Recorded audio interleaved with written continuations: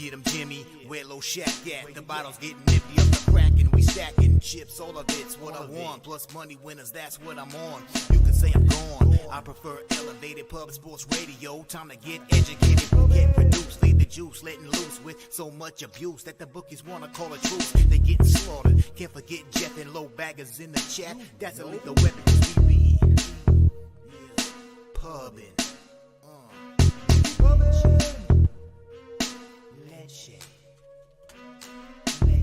What up, cappers, gamblers, punters, hustlers, low baggers? Happy Friday, October 20th to all of you. Thank you for watching Betting with the Bag right here on Pub Sports Radio. It was a tough start to last night with the Leafs not looking good. The Knights taking it to the Jets. You know, it looked like, and the Calgary Buffalo 4 goals in the first period. But we turned a profit. That's including the 0-2 in NFL, that Foster Moreau missed. I don't know if that would have got me to the cash anyways. It was a bad read, I guess. I don't know if it was trusting the Saints or not believing in the Jags. The Philly Arizona first 5 under 5 cashed and the Rice Tulsa under cashed. That was important. Kind of neutralized the losses in the football game. And then we pulled a profit in NHL.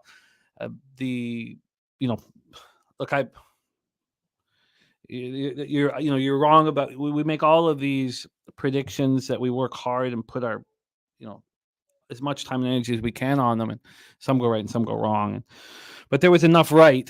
Brandon Fott was the pitcher I think he is, and the Ducks first period was my most profitable bet. Moving on to total, I'm now 1-3 in NHL totals. I really, even if I think Calgary unders are going to hit right now or hit this year, I should probably have some caution before doing it. But we went 3-3 plus 0.95 units in NHL. So we lost the Leafs and the Jets, but we cashed the Kings. The birthday pick has hit double digits. It's crazy. It's quite a streak right now for me on the birthday pick. But the Kraken was just a no doubter, just to sit back and just wait for the cash to roll in. So we cashed with the Kings and the Kraken at plus 125 and the Ducks for Spirit at plus 170. Overall we're up 0.95 units in NHL, which is fine.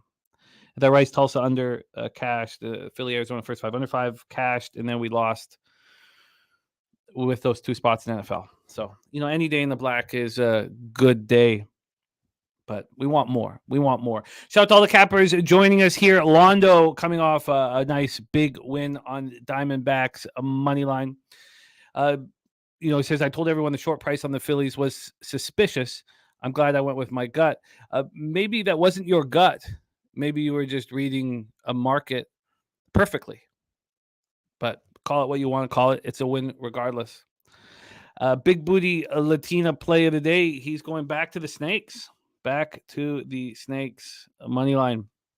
Londo, Truth Teller, Viper NB, Michael Johnson. There's razor sharp picks off 2-1 yesterday. Just running so hot in the MLB playoffs. Great call on Arizona, Razor and Londo cashing that. The Truth Teller in the house, Ian Shaber, Ryan Mueller. Nice to see Ryan back in action with us. Hector Garcia in the house. Ian Shaber hit a 4-leg NHL parlay last night. Says waking up to smell the money is awesome. Jeffrey Moore, Series Business, J Dub, Nate Dogg 420. Nate Dogg, your read on the Thursday nighter was perfect. You nailed that one. Absolutely nailed it. Jeffrey Moore, 2-2, but the NHL Ducks first period, Jeffrey Moore ran with me. Nice job. You got plus 160. I got plus 170. It was beautiful. Robbie Kepler shouting out razor sharp picks with the Diamondbacks pick. There's Brian Watson. LJ from H-Town says, how about them Astros versus lefties? Keep cashing. There's our guy Fly White. Mike says, let's get it. Bruins laid me quite well last night. Faded the world last night and took the over. Yeah, we talked about that in the Coyotes game. Coyotes Blues had not been scoring any goals. And it just sent out a warning to everybody who was saying that the under was just don't take the sample size is too small for you to just expect low scoring games, especially in Blues games. Now, in saying that, I didn't move on the over, which I wish I had of. I just stayed off of that game. All right. It's great to see all of you guys. And Londo saying, Razor, we cashed on Diamondbacks yesterday. Are you with me on Diamondbacks tonight? I can't wait to talk about that baseball game. We're going to have a 4-headed monster for that game. We have Sharpie, we have Jose, we have Daby Cab, and myself. So going to be very fun. And I've not moved on MLB yet. There's the nuke worker in the house. Satsy says third winning day in a row in NHL. Tail Jimmy on the first. Well, it wasn't just me. There was, the Taint play of the day, Jose and myself all on the first 5 under. And it was very easy. Flames minus a half first period. That was a great bet. And Jackets have allowed the first goal in all 3 games this year. I do think things are going to be different, though. Merzlikins is healthy. I mean, if I had known that Spencer Martin, that Merzlikins was sick and Spencer Martin was going to be in, I just, for whatever reason, I didn't know that. Spencer Martin is a fade. We watched him all last year with the Canucks, and he's terrible. So we just got rid of him, and the Jackets want our garbage, then go ahead and eat it. Jay Smooth in the house. Thank you, Fly White. Mike Markell ready to get to work in Ron Crawford, Texas is the spreadsheet play of the day at even money. Let's get that here so we can discuss spreadsheet here. And it is the Texas Rangers. What a difference these 2 games are going to be. Astros, Rangers, you have these starters that are such studs. I mean, so good regular season and the playoffs. And then in the Phillies Diamondbacks game, Mantiply to Ciccone. And how long does Christopher Sanchez go? I mean, look at these guys. I mean, I know that Ciccone's not starting. He's the primary after Mantiply. If that's the case, I mean, Sharpie and Jose and Daby will know what the latest information, but Ciccone hasn't started since September 2nd. I know he's just the primary here. And Christopher Sanchez hasn't started since September 24th. Who knows what the hell we're going to get from them. But maybe our panel will. Stacks play of the day is Alvarez over 1.5 bases. Stacks running real nice right now. We'll copy and paste that. So that will be right under Ron Crawford's spreadsheet play of the day. Thank you, Justin, for sharing that.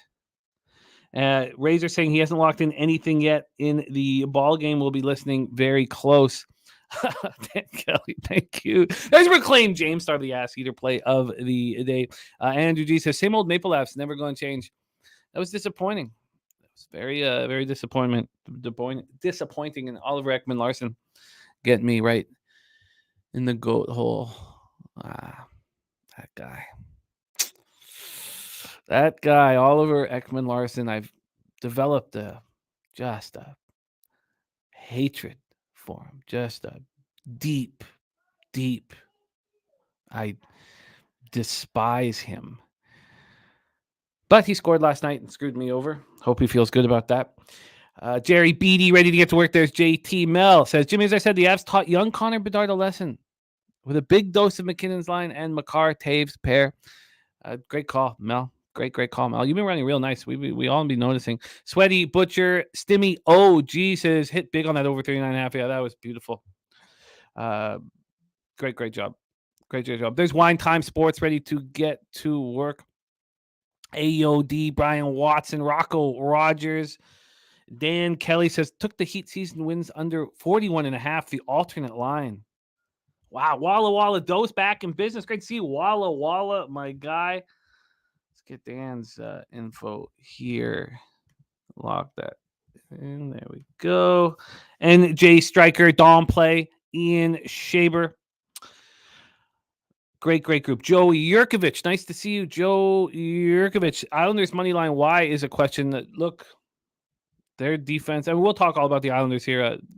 They're probably a good bet anytime that they're a home dog or a dog really of any kind. I mean, it's flashing back to Lamoriello and in his days with the Devils. I know we took out the red line just to stop the trap. But, when you talk about the trap, let's talk about when we talk about the Islanders here. All right, Billy Friedrich, Mark Sports Betting says, looking forward to the new late night show. Will the NBA show be back next week? That is being announced here any minute. So great to see all of you guys. Jeffrey Moore says, I feel like we all slept on the under in the Stars-Ducks game. I think all Stars games should go under. But, I picked up $340 on that game, Jeffrey. So I was not sleeping, my friend. Bo Jackson back in business. How about them? Sorry, How about them Yotes? All right. And Dan Kelly, MVP, Zion's MVP, Anthony Edwards. Those will be huge, huge spots. Lucas Ryan in the house, North Ender. Great to see all of you guys. All right. So let's get to work here. Philly Eagle Flyer, Major Tom, Nate Cerna, Nate Dog 420 says, congratulations to the 2 new dads in our capping family. That's a great call. Congratulations to Big Show and Troy Torrance now being fathers. And look at this. Wine Time says, I'm giving it away now because it's the biggest play of the year for him. 3 units moved on the under 34.5 in Air Force Navy. Says, lock it in before it goes to 33. I'm going to copy and paste that. Here we go. And, Joey Harbor, it happens, man. Look, I was on the under in the Saints game. It's just, they're going to be losses, and they hurt really bad. And that's something that we need to all work on. But we have to win more than we lose. That's it. That's all. Just have to win more than we lose. And last night there were some bad losses, but there were some great wins, and we pulled out a profit, and that's all that counts. A lot of talk about the that one dude. Yes, happy birthday, my friend. Happy birthday. God damn. Birthday pics are running hot. Now we can't mess with it. Has to be real birthdays. Has to be genuine. Has to be on. As soon as someone has a fake birthday and we give it a pick, it's going to lose. So. Dan Kelly on Orlando plus 800 to win the Southeast Division. Ooh, that's a fun one. Got to copy and paste that as well.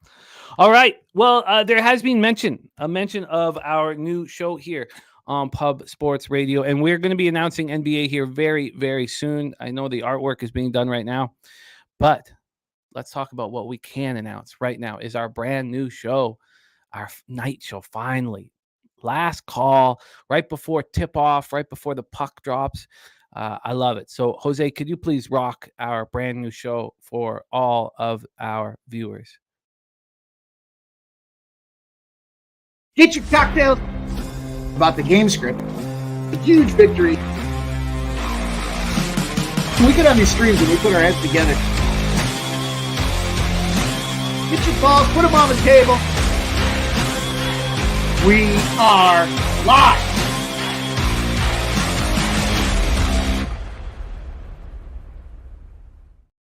We need this. We need this show. We need that show right before tip-off. It's going to help everybody. We need all the last-minute information that we can get on injuries. And, when you're waffling on a spot that you may want to bet and you get that information and lock it in. It's going to be a lot of fun. All right, we are going to work briskly here through CFL. There's 3 games this week, week 20. Guess you guys never heard of that before in football of any kind in the history of the world. And this is not the final week. We have week 21. Only 3 games this week, and I've moved on one of them, just one of them. So let's get to work right now. We get into CFL. We start with the Calgary Stampeders, 5-11, 3-5 on the road to the BC Lions, 12-5, 6-2 at home. BC Place in Vancouver, Canada. So action in BC Place has hurt me this year, and backing the Stampeders has hurt me this year. And yet I'm doing it again. I'm on the Stamps plus 9. It's 8 at BetChris. I like seeing that. It's 8.5 at Pinnacle. I bet it this morning at Bet365. So let's see what that is right now. If that has changed, it's still 9. That scares me. That makes me very uncomfortable. But let's get to work here. So I hope this moves to 8. I hope this moves down. We all remember what happened last time the Stamps were in Vancouver. They lost 37-9, and Dickinson had this idea that he could just run the ball down the BC Lions' throats, but they were immediately down 14-0, and he kept trying to do it. This total is sitting at 49.5. The Lions' defense has disappeared while the Stampeders are playing to unders. We'll go through this all very quickly. Earl Sports Bet says Calgary Stampeders win outright. Calgary plus 8.5 and plus 350, and the over 49.5 says must-win game for Calgary, and the BC defense should not be laying this number. Look at that. Nate Dogg also leaning to the over in this one. Calgary comes off a big 26-19 win at home over Saskatchewan last week to keep their playoff hopes alive. They have to win tonight and hope the Green Riders lose tomorrow. UC Davis's Jake Mayer has clearly underperformed this year. He's been bad. 16 touchdowns, 15 interceptions, but here we are in week 20, and he's 3rd in the league in passing yards. That took me back. I did not expect that to be the number. Reggie Begelton returns from injury. We've not seen him since week 17 against the Ticats. He's 82 catches and 1,053 yards this year. In week 10, as I said, the Lions just destroyed the Stamps 37-9. But that was when the Lions had the best defense in the league. The Lions defense has completely fallen apart. It's just gone missing. They're coming off an impressive 33-30 victory at Hamilton last week. We cashed the Ticats plus 3.5. I was heavily invested in that one, thank God, because the Elks broke my heart the following day, which we'll talk about in a second. But the Lions have very slim hopes for the bye to the Western Final. They have to win here. Hope the Bombers lose over their final 2 games. Bombers are 11.5-point favorites against the Elks tomorrow at home. Lions are 2-6 against the spread over the past 8. They've allowed 304 points over the last 10 games, 30.4 points per game. If you guys want to move on the over or on the total, I get it. And maybe the over is the spot. Maybe. I'm just not going to mess with the total and just going to take the Stampeders plus 9.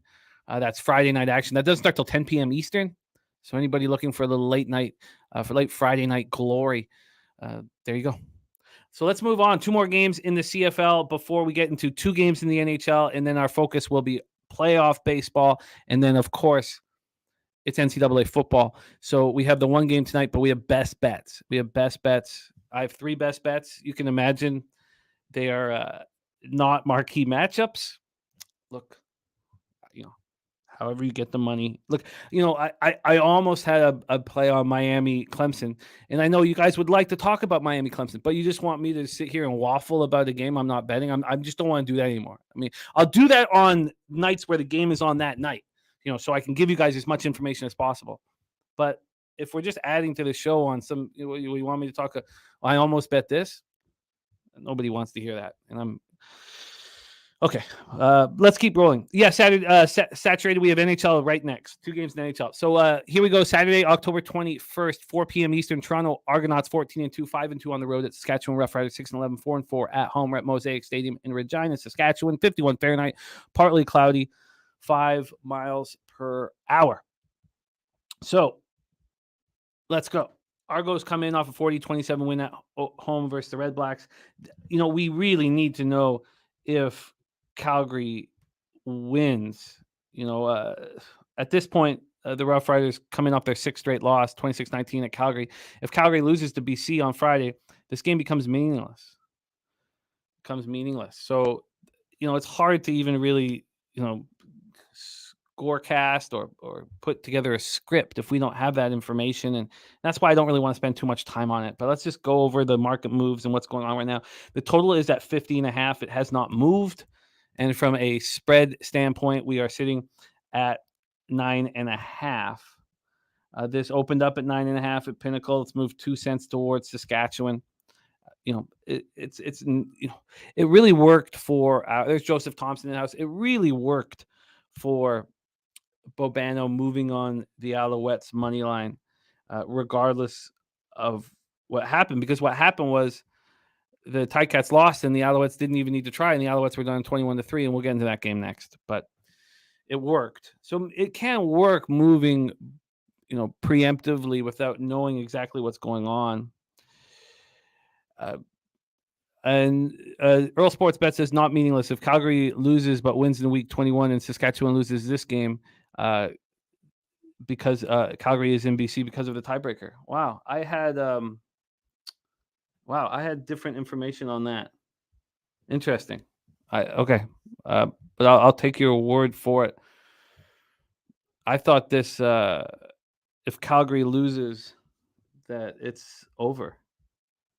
So let me just someone else can jump that. Calgary did win 2 of 3 versus Saskatchewan. So, God. All right, let me pull this up. I thought this was all on the line here for Calgary to win tonight. Let's just hit this here very quickly. So,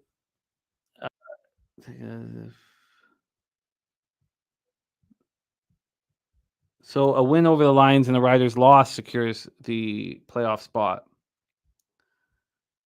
Okay. Interesting. Okay, I thought it was the other way around. So they'll be, I guess, 5-12. The Roughriders will finish 6-12, and then Winnipeg will play at Calgary next week. Wow. Okay. Oh, that's interesting. Important.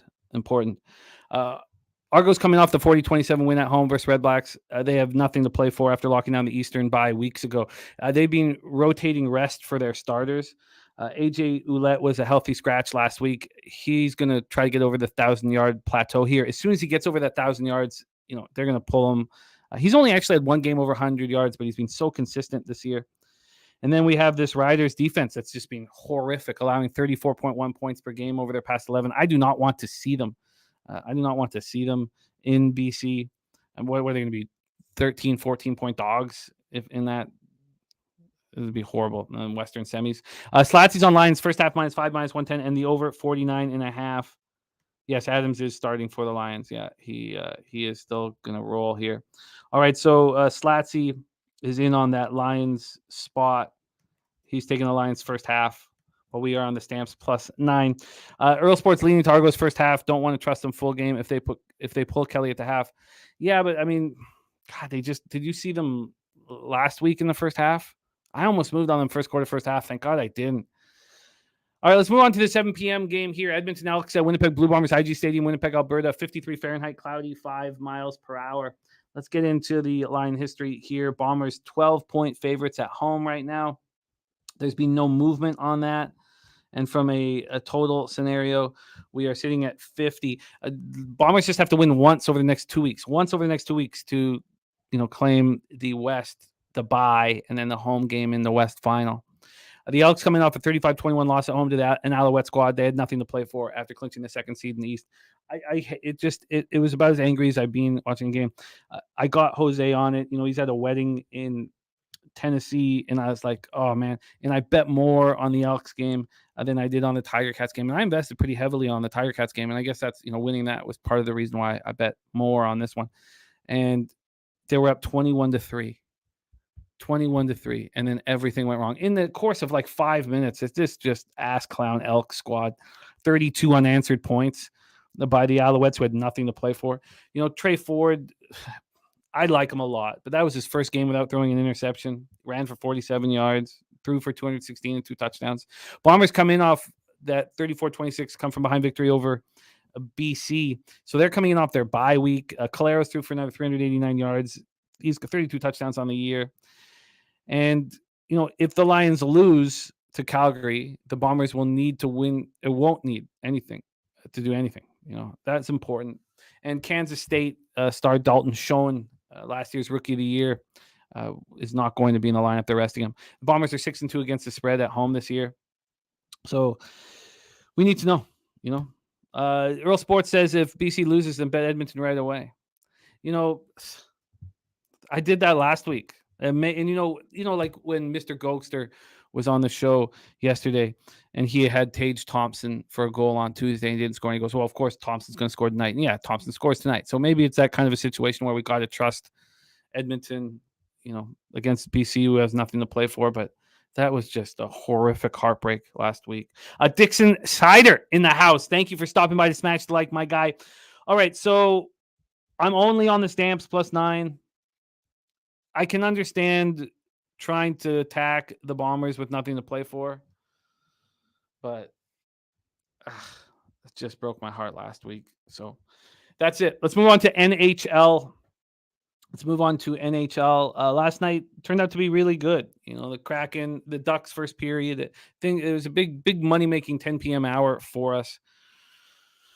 And it's been good. It's like old times. Back down in Costa Rica, my average line would be, about +135. That was when I was heavy on puck lines. I now bet the -1s, and my average line will be I imagine it'll be about +107 this year. It's at +115 right now because I've stayed away. I've only bet 4 totals in 17 bets, but last night was great. There's DG in the house. Sean Pulliam ready to get to work. Nut Flush Allen in the house. It's great to see you, Nut Flush.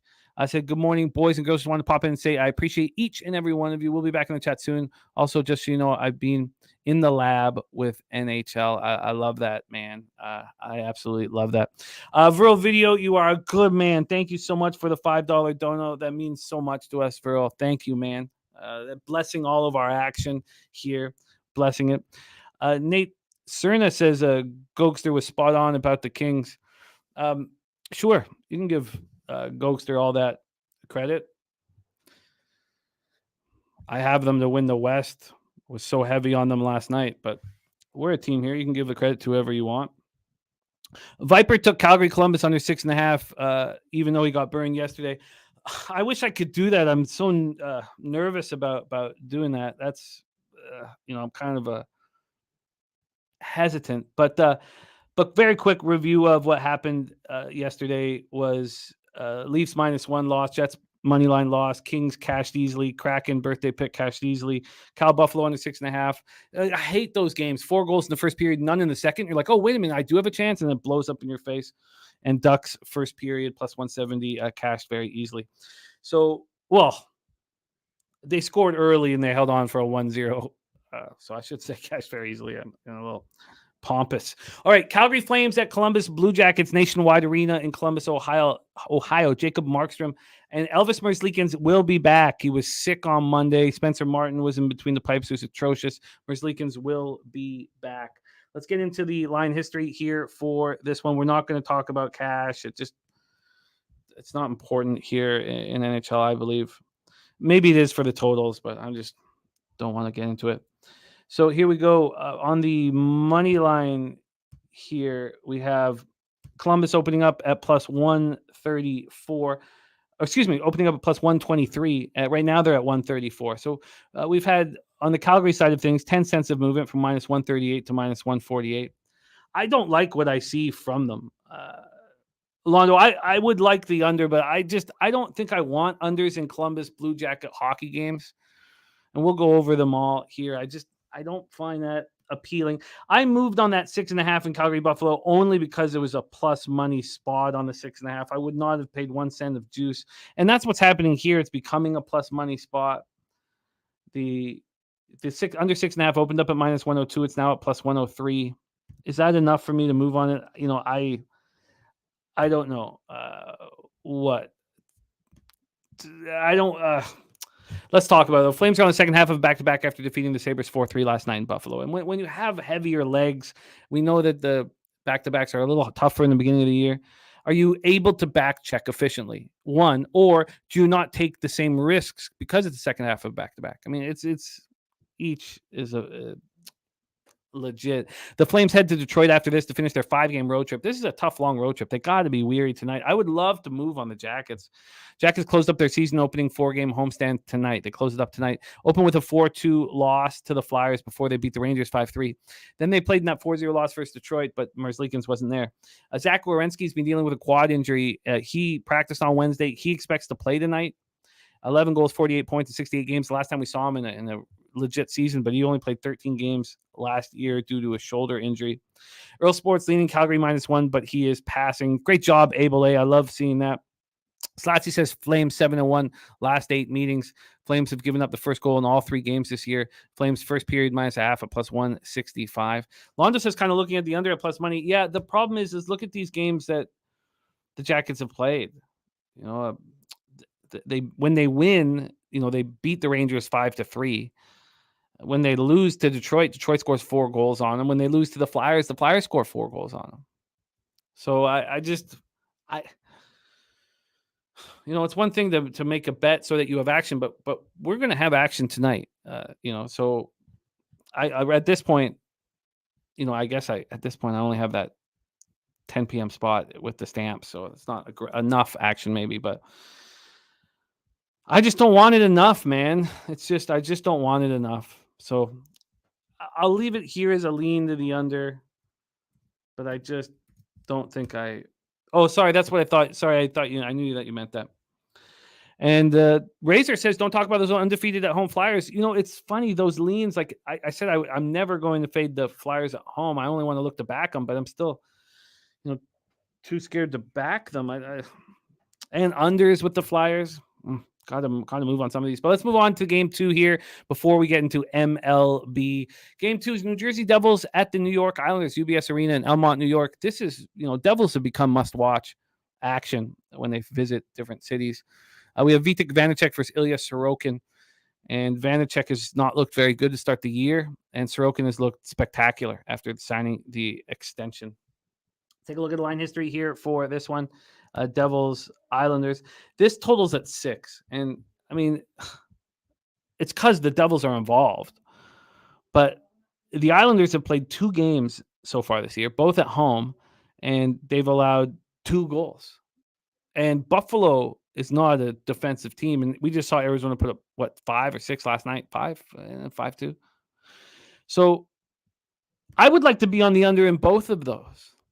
But I just don't feel like I've seen enough here, especially, you have the Devils and Columbus that aren't really under squads. Nate Dogg looking at Devils money line in the over, probably going to put that together because I guess you don't have to put the Devils money line together with that. I guess the Devils money line is pretty cheap here, right? Wow. So we've had a nice move to the Islanders. Wow. Interesting. Wow. I guess the Devils, this is interesting. The Devils opened up at minus 106, but Jesus, I mean, you saw this yesterday. They got up to minus 128. Wow. And now they're right back at minus 108.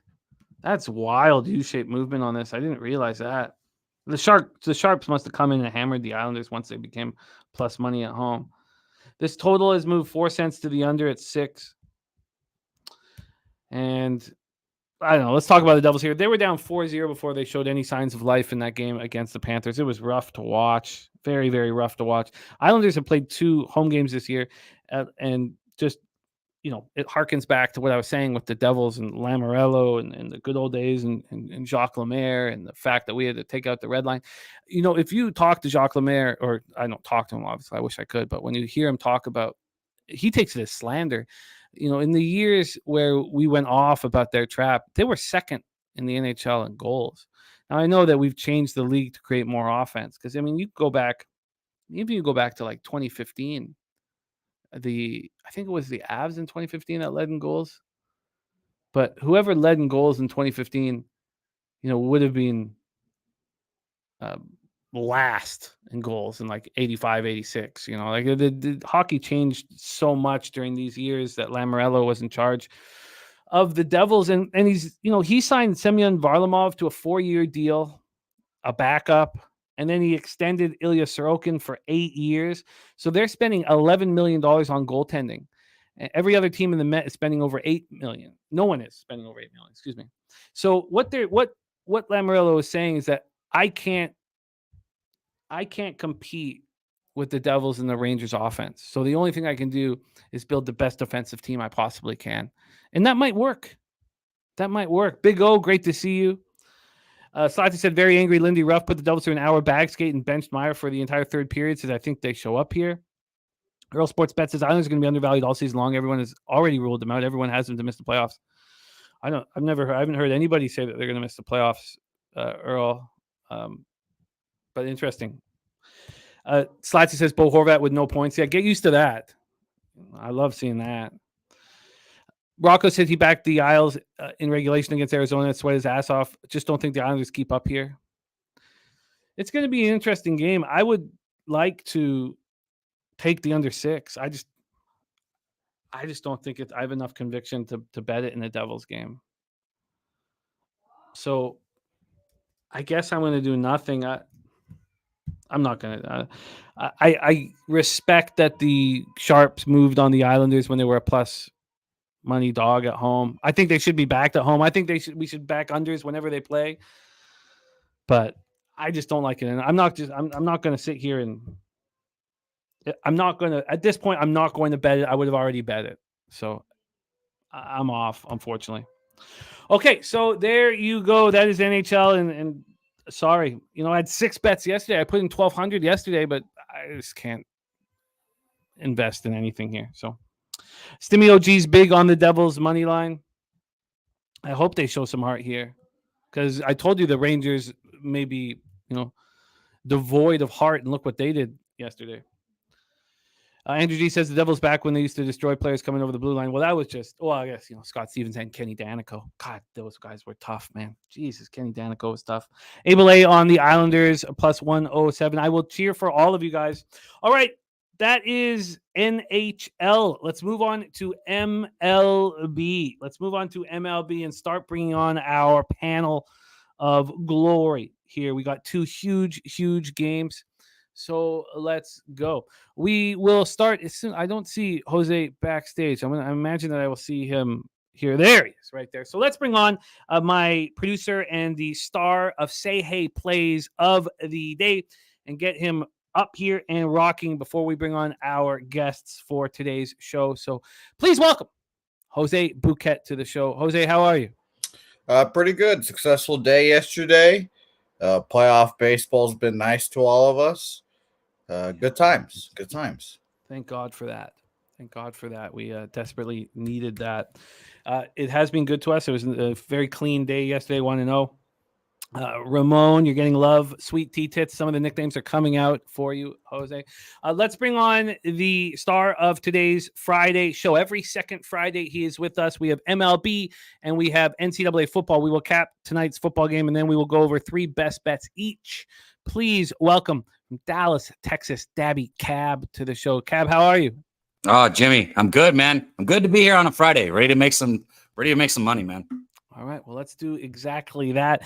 Then let's bring on the star of the Balking Dead. What a season he put together this year. It keeps climbing with that big black book of his. Please welcome Sharpie to the show. Sharpie, how are you? I'm here, man. I'm out of freaking hard dick and bubble gum, and I'm out of bubble gum. So let's have a day.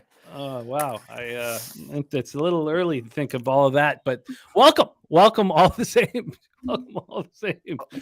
Welcome all the same. All right, let's get to work, fellas. 5:07 p.m. Eastern. We've heard from Ron Crawford to get us started in this Astros-Rangers game.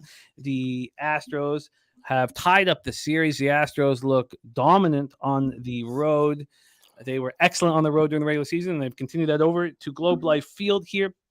The roof was open yesterday, which did play a role. It's not supposed to be today, right? So it's very important. So let's just go over here Arlington's weather, and it will not. So again, anytime it's under 85 Fahrenheit, they'll let that roof be open. It will not be open here this evening.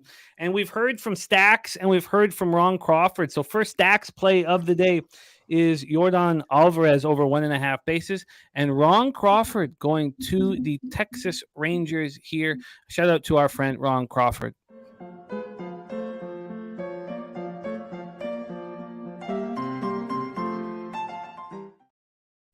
Let's set the table for our group here. We will start with the line movement in this one.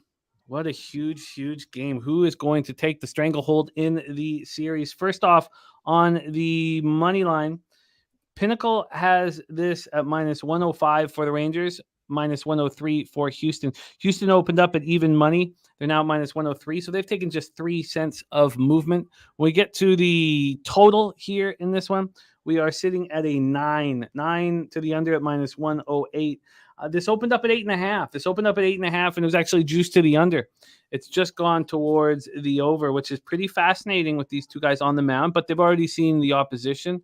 Let's see what the cash flow states here for this one. Over to MLB. We have 24% of the tickets and 29% of the cash on the Rangers. So this line's barely moved towards the Astros, and Astros are very, very public here.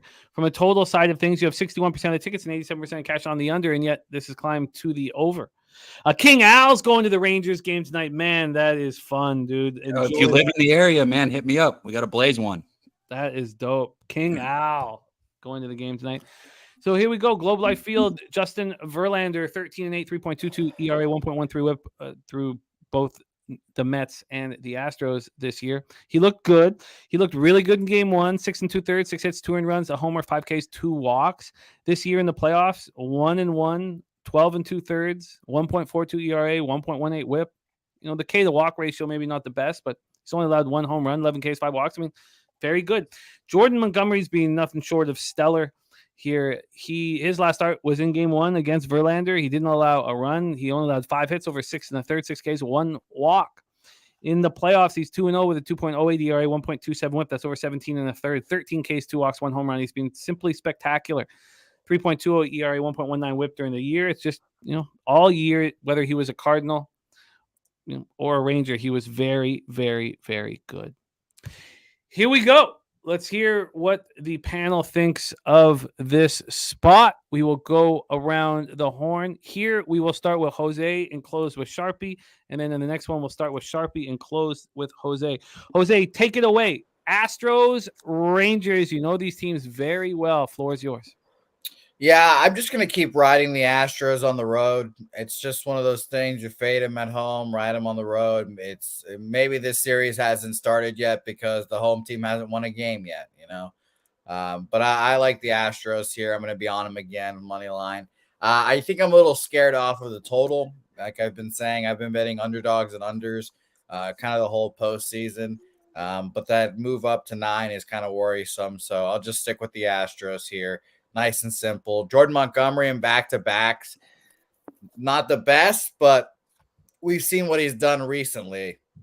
His last back-to-back, not in the postseason. I can't think. I don't have his postseason numbers up right now. I don't remember if he's faced anyone back-to-back like that. But his last back-to-back was against Seattle, and he dominated them. But Seattle was kind of just a dead team walking at the end of the season. So I don't want to put too much stock into that.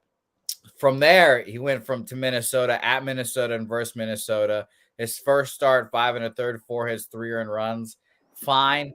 But his second start, he got blown up, 3 2/3, 7 hits, 6 earned runs. He did it again in another back-to-back start, but this time it was the opposite. I have to find it here again. It's the Cubs. This time in the first game, he got 6 innings, 6 hits, 7 runs, 5 of them earned. In the second start, 6 innings, 5 hits, 3 earned runs there. So a little better, but still touched up. I know he's been great. Earned himself a lot of money in the postseason. Last month or so, since September 13th, he's just been dominating. Been on a great heater, but I think the Astros on the road are just a different animal, I guess. I don't know why they can't play at home this year, but I took the Astros money line. I'll just keep riding underdogs and unders. Astros minus 103 over at BetChris and Bookmaker, unless it's not. Yeah, bet minus 103, minus 105 at Pinnacle here. Jose is on the board. Let's go to Daby Cab. Daby Cab, Astros, Rangers, Globe Life Field. Take it away. Yeah, I'm only 4-1 right now in postseason baseball, but 3 of my 4 wins have been hitting the first 5 over in these Rangers game. My other win, I hit the Rangers team total over. It's just a feel that I've had this whole season. But let me tell you, I don't feel like the over is the way to go in this game. I would probably be looking under in the first 5 early. Christian Javier exposed something in the Rangers that, we're going to see how Verlander pitches his game. It's going to be real interesting because, as his velo has dropped, right? He's been leading curveball first. He's been throwing a lot of off speed. But what Christian Javier exposed in the Rangers is they struggle with the high fastball. You throw that high fastball, you're going to get these guys out. You're going to get them to swing and miss. Verlander notoriously has been able to do that very well. I'm interested to see if he comes out here and does that today. If he goes curveball first, I think the Rangers get to him. But if he throws that high fastball that Christian Javier and Urquidy was throwing a little bit, I think the Rangers are going to struggle here. I would only look Astros, like Jose said, and I would look first 5 under. I might get to the window with the first 5 under here. I just haven't bet it yet. All right, no move from Daby Cab. Let's head over to Sharpie's bets here for Astros Rangers Game 5 of the ALCS. Sharpie, take it away. Man, I don't hate anybody betting the Rangers. And at the end of the day, Jordan Montgomery's owned these motherfuckers. I went through this shit. 24 hits. 24 hits, okay? 21 singles have been hitting off them by these Astros. These almighty lefty hitting that. No, they hit singles off Jordan Montgomery. The one guy who has extra base hits, a double and 2 bombs. Bet you couldn't guess his fucking name because you wouldn't say Martin Maldonado. I'll tell you that, bro. That's the only one who has extra base hits off Jordan Montgomery. So I'm going to keep going back to the fucking well with Jordan Mimo. And I'm not worried about a back-to-back. This dude obviously is a great ground ball pitcher. We talk about it all the time. A bunch of singles, that gets you a double play. No problem. Out the inning. Then we got Justin Verlander. Justin Verlander on a back-to-back. When we go through his playoff record since 2018, if you go by wins, losses, he's had 4 opportunities. He's 1-2 to a back-to-back winning the game. but he is 3-1 to having an actual better game than he had the first time. So I'm looking at this man going 6 innings, 2 earned runs, and he was actually pulled. His pitch count was low that day, 92, 93-ish, and Dusty decided to sit him, go to the pin. The pin gave up some runs that day, and that was Dusty. Dusty's going to go to the pin, though. This pin is elite, and he'd do that again. So if Verlander goes 6, which I think he does, he's going to then go to the best bullpen in baseball. There's a clear-cut advantage in these games. We saw yesterday after Urquidy came out. They did not score a fucking run. 6 2/3 inning by that Houston Astros bullpen dominated them. So I can't take Rangers full game if I want them. If I want them, I'd have to back Jordan Memo, but I say it all the time.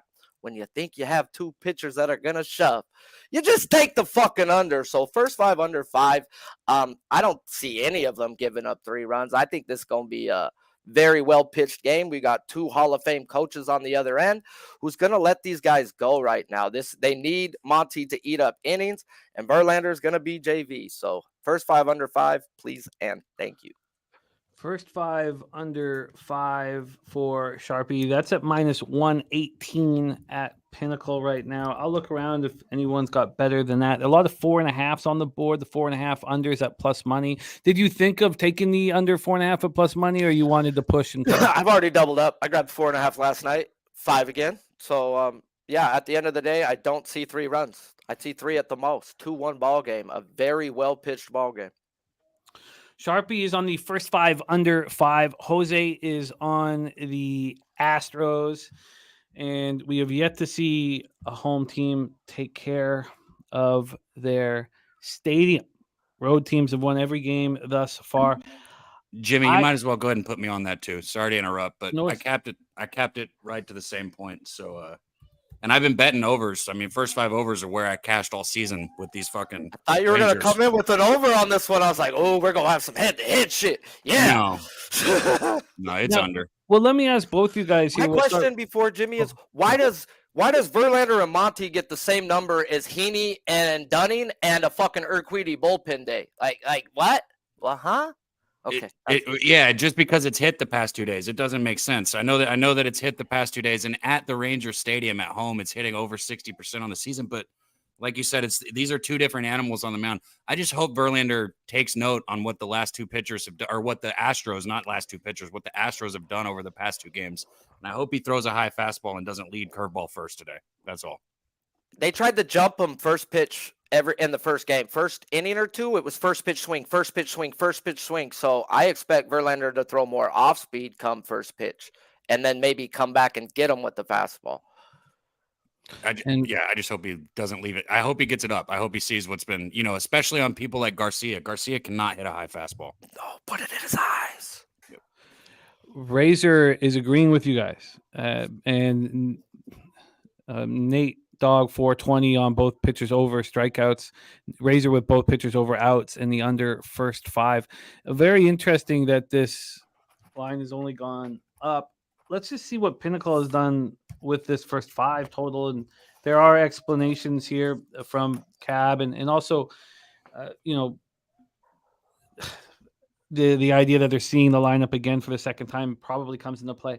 This opened up yesterday at 11:30 at night, and it was under 4.5 was -113.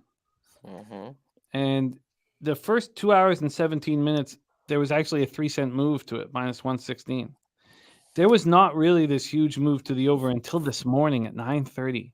9:30, this huge move, just this dramatic move over to the over.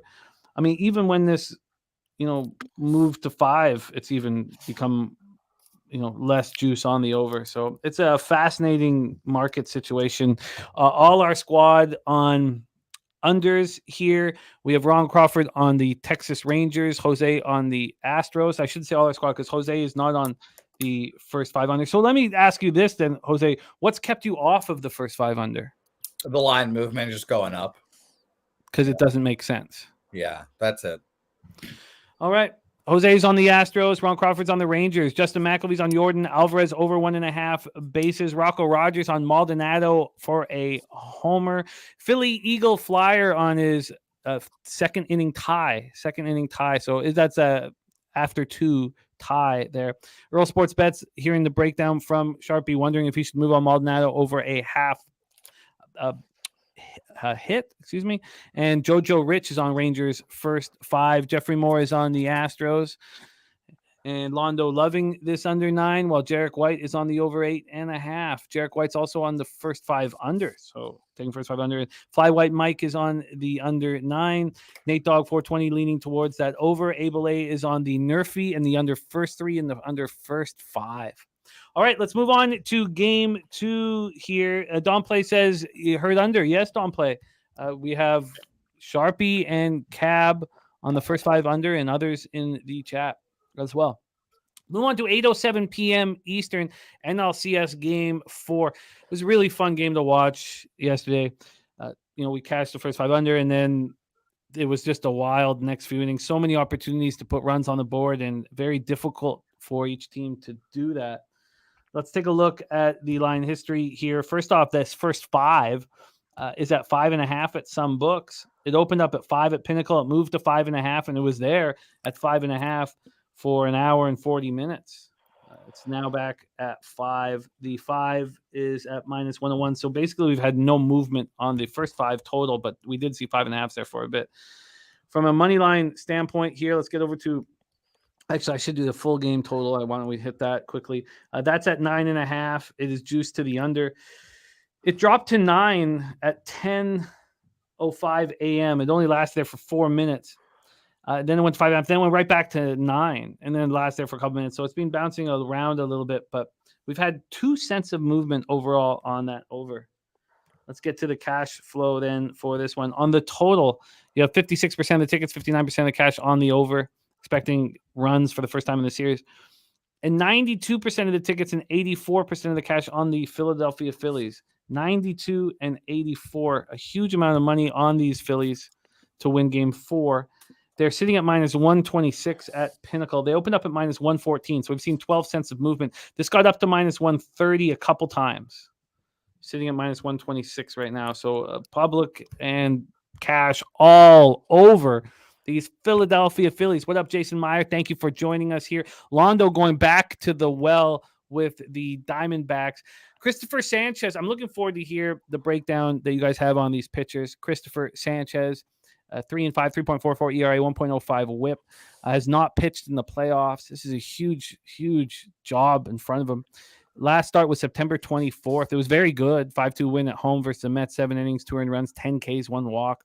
He has not pitched in the playoffs. He did not face Arizona this year.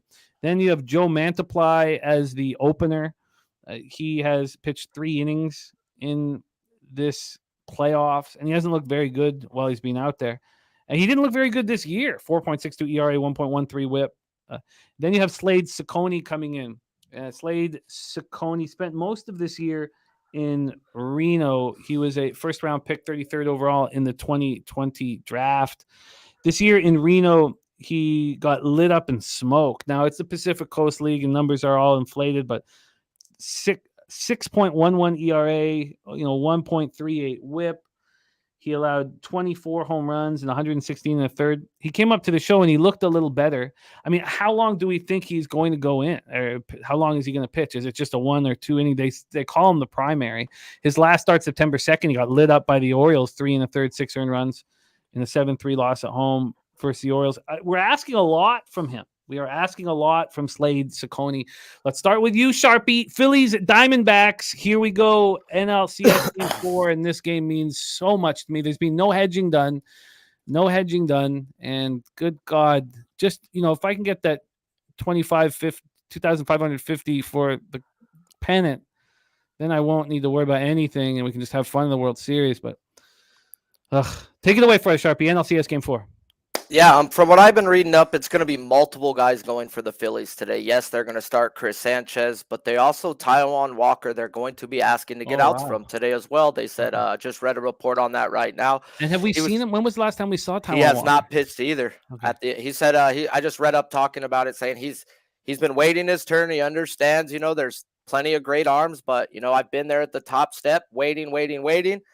And this was his old team at the end of the day. So he does have a little bit of wants to fuck him in the eye hole there. And he is probably the best pitcher in the game not to run on. You're not stealing. He has one of the greatest pickoff moves in the game.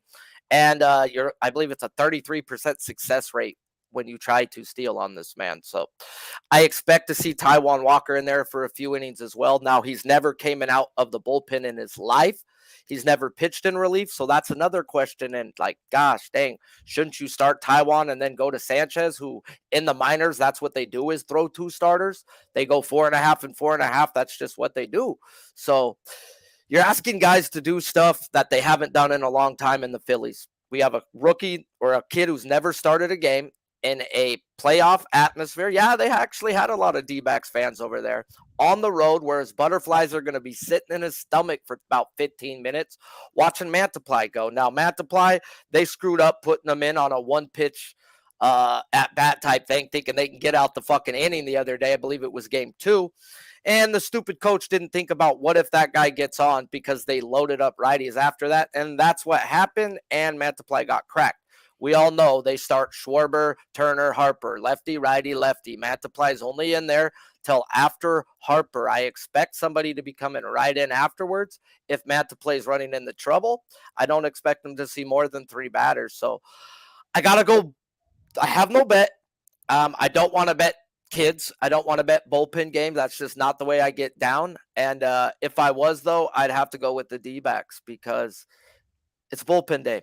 They all know what they're doing. They know their fucking jobs. Now, on the other side, you're asking guys to do stuff they've never done. So that's my breakdown. Interesting breakdown. So with the idea that the Diamondbacks pitchers that'll be on today are comfortable in this role, gives a lean towards them, but not enough conviction to bet it. Their bats don't let me bet them. I don't trust the Diamondbacks bats. They won a game 2-1 yesterday. Other than Kettle Marte and Corbin Carroll, everybody else on this team is batting below 200 with an OPS below 500. So they're not playing good baseball. Let's move over to Dabra Cadabra, NLCS Game 4, Phillies Diamondbacks. Take it away. You're muted, my guy. Shit. Where I'm going to go with this is going to be kind of interesting because it's not really going to be a side or a total. It's just going to be a prop here. And it's not going to be with a player that is going to have a lot of juice on their prop. I do think we see runs here. And I just want to touch on Marsh really quick. In the playoffs right now, he's hitting 348 for him. He's had 23 at-bats, so he's had plenty of plate appearances here. 3 walks in those 23 at-bats also. And this is just a spot where when you look at props, you get things like you see people that do RBI props, or maybe you see people that do total bases, or obviously home runs. One of them that I've always liked since I started betting baseball as a player is hits, runs, and RBIs. If you can get a decent juice on it. And right now, Marsh is plus money for just over 1.5 hits, runs, and RBIs. And for somebody that's hitting 348, and in a game where obviously you see the totals a little higher than it's been, they expect to see runs. I think over 1.5 hits, runs, RBIs for plus 110 is great value. So I'm going to be right there with Marsh on that. Over 1.5 at plus 110 hits, runs, RBIs for Brandon Marsh. There's our guy Guillermo Zertucci in the house. For those of you guys that don't know, Guillermo Zertucci and Slaughter are 22-7-1 in the Cappers contest, just barely ahead of Sharpie. Nah. Slaughter's 22-8-1 after taking them Saints last night. Oh shit. Well, that means that Guillermo Zertucci, if he was in the actual Circa Millions, he'd be tied for 5th. He would have be also in line for the 100. He'd be 2nd in the quarterly spot for $60K, and he would be, if the season ended right now, he would pick up $300,000. That's what Guillermo is doing in our contest. All right, here we go. That's so funny. Sharpie right there watching that. Right, you've had a great season too, Sharpie. All right. I just wanted to see who took the Saints last night. That's all. I pop up to see who's the jackasses who took the Saints. Because, you said it on your show and I brought it up to you. 78% of the money and the line dropped down. You guys tried to figure out why the line dropped down. But dude, I've never seen you bet something like that, Jimmy. And that's why I was like, wow, you said if it's an injury situation that I don't doesn't. But was it? The books knew something. The books knew the Saints weren't gonna win. That Foster Moreau was I don't know. That you can't call. You can't call alone. that. You can't call that. Sobbing alone all day. Right now he's in the shower, sobbing in a ball, sobbing. I don't think so. He's an ex-Raider, bro. He's used to being a loser, so I think he's just basking in it. Like, yeah. Did you hear what he said at the end of the interview? It was just like heartbreaking. I couldn't watch the end of that game, bro. I could barely watch that game. Okay, let's stay focused here. But that was very difficult to watch. And we talk about it all the time. You know your bet's gonna lose. Just lose. Don't open up the door where you're like, maybe I get. Oh fuck. All right, let's go. Here we have Marsh hits, runs, RBIs over 1.5 at plus 110 from Cab. Let's hear what Jose Bouquett is going to do. We actually haven't heard from a lot of Cappers in the chat. Justin McElvee's on Ketel Marte over 1.5 bases. It feels like with these questionable pitching situation that we don't know exactly what's going to happen. Rod Zawacki's on the first 5 under. Great to see Rod in the chat. And Earl Sports on Philly's first 5 full game. Londo is on the Snakes money line, but not a ton of action here. And Justin McElvee is tailing that Marsh look. So let's hear what I was just going to say one last thing. This is just kind of like a saying, like in baseball, anything that can happen will happen, right? That's just the game of baseball. And with a prop like this at 1.5, he can get it on one swing at any point in time, in any situation when he's up to bat, right? So yeah, that's all I was going to say. No, most def. All right, let's hear what Jose has to say about this spot here to close up our MLB coverage before we get into college football. Take it away, NLCS Game 4. Take it away, Jose. Yeah, I was equally as surprised to see Christopher Sanchez starting and not Taiwan. I was expecting Taiwan, and now to see him, and like Sharpie saying, probably come out of the bullpen. I'll be interested to see how that goes. I mean, I don't know. Like the money's just dumping in on the Phillies and the Lions moving towards them. So if you're on the Phillies, you're feeling good about that. But, maybe this is just a case of the opposite of the other series. Just the home teams here are going to keep on winning. And on the other side, it's the road teams. So I kind of do like the Diamondbacks here. And if the Diamondbacks do find a way to win this game, guess what? Zach Gallen at home where he pitches better. That's going to be a very interesting spot there. So I think that the Diamondbacks can kind of feel the gravity of this game here. And I think they definitely have a shot to win this game. Do I have the balls enough to bet it? No, I don't have anything on this game. So I'm only Astros today. But I agree with Sharpie. It's Diamondbacks are past. But that line movement towards the Phillies, all the money on the Phillies, it makes sense. And it's moving that way. So I guess I'll be wary of it. But I think this is a gigantic game, and the window's open for the Diamondbacks here. So if they find a way to win this game, we'll be very interested to see how they do. The Jaguars are definitely in your head because you called Zach Wheeler, Zach Allen there. So I think that the Jags are still bothering you. Zach Gallen of the Diamondbacks.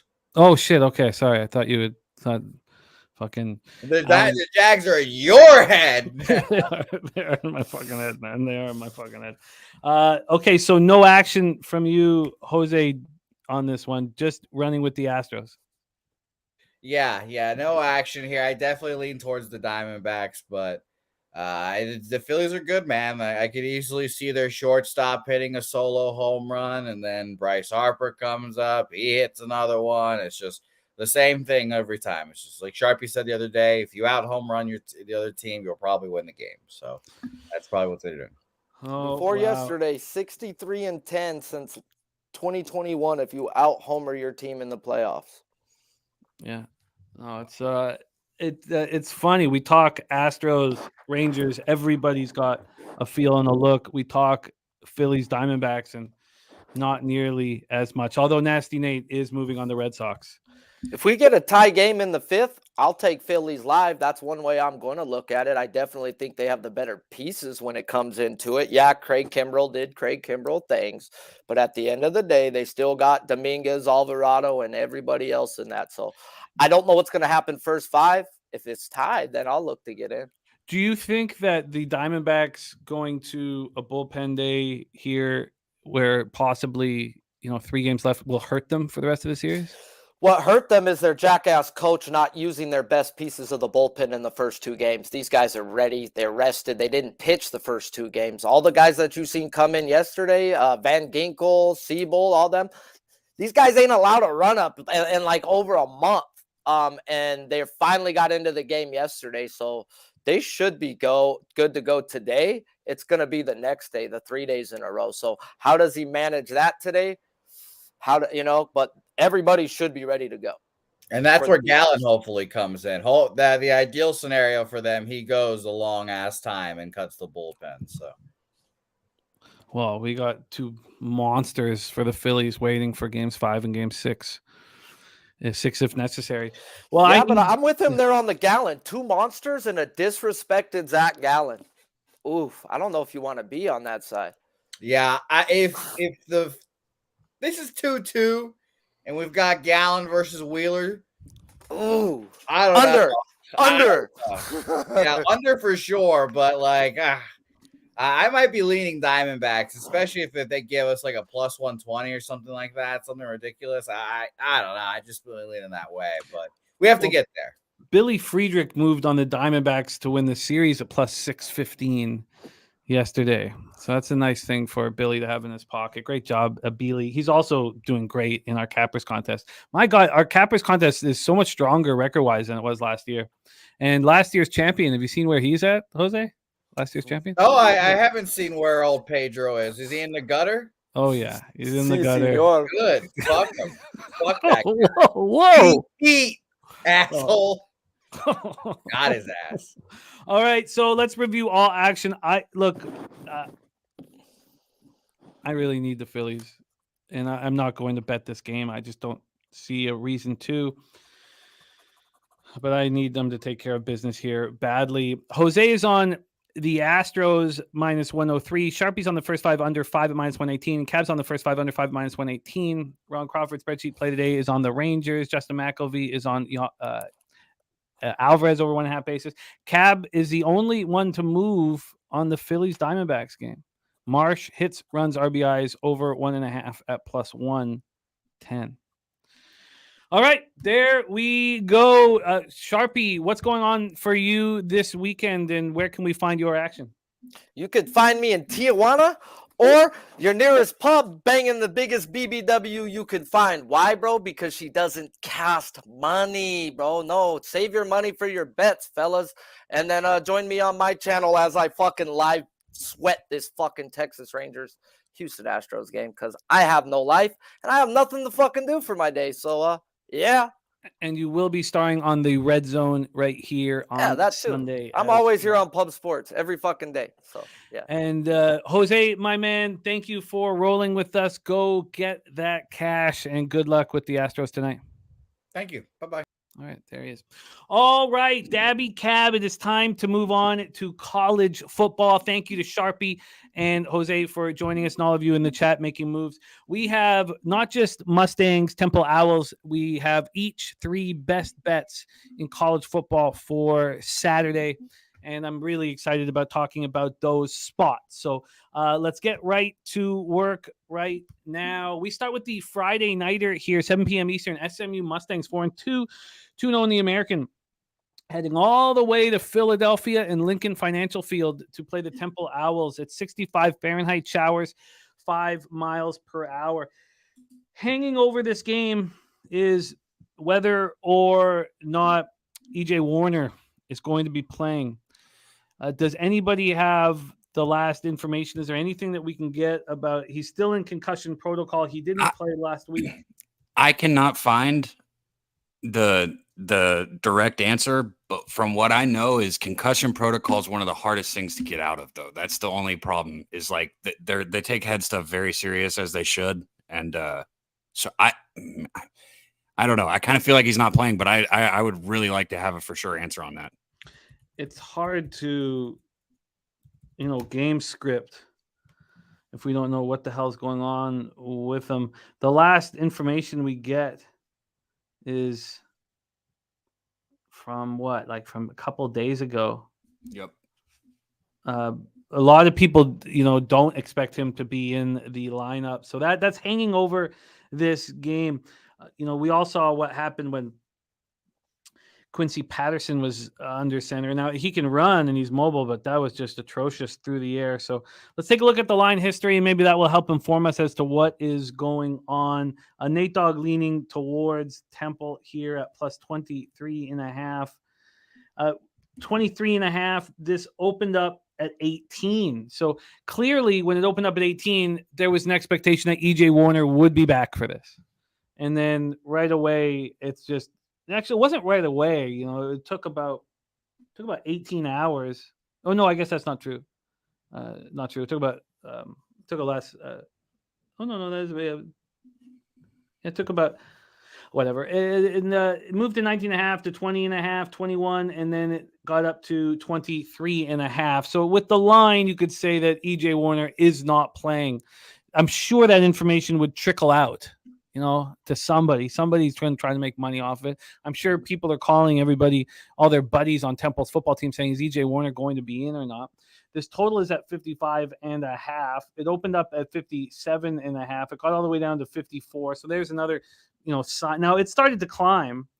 It got down to 54.5 at 9:52 this morning. So it's gone up a point and it keeps climbing juice wise. So maybe that, it's very tricky. Jarek White got in on SMU minus 21. Billy Friedrich said this is a sharp line. He likes SMU first half.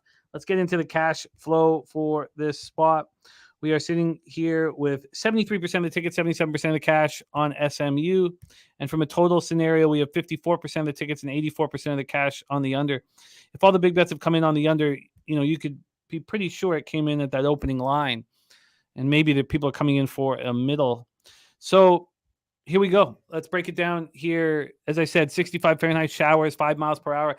SMU, since that 24-17 loss, wasn't it more than that? Wasn't it 34-17? I feel like I wrote that wrong.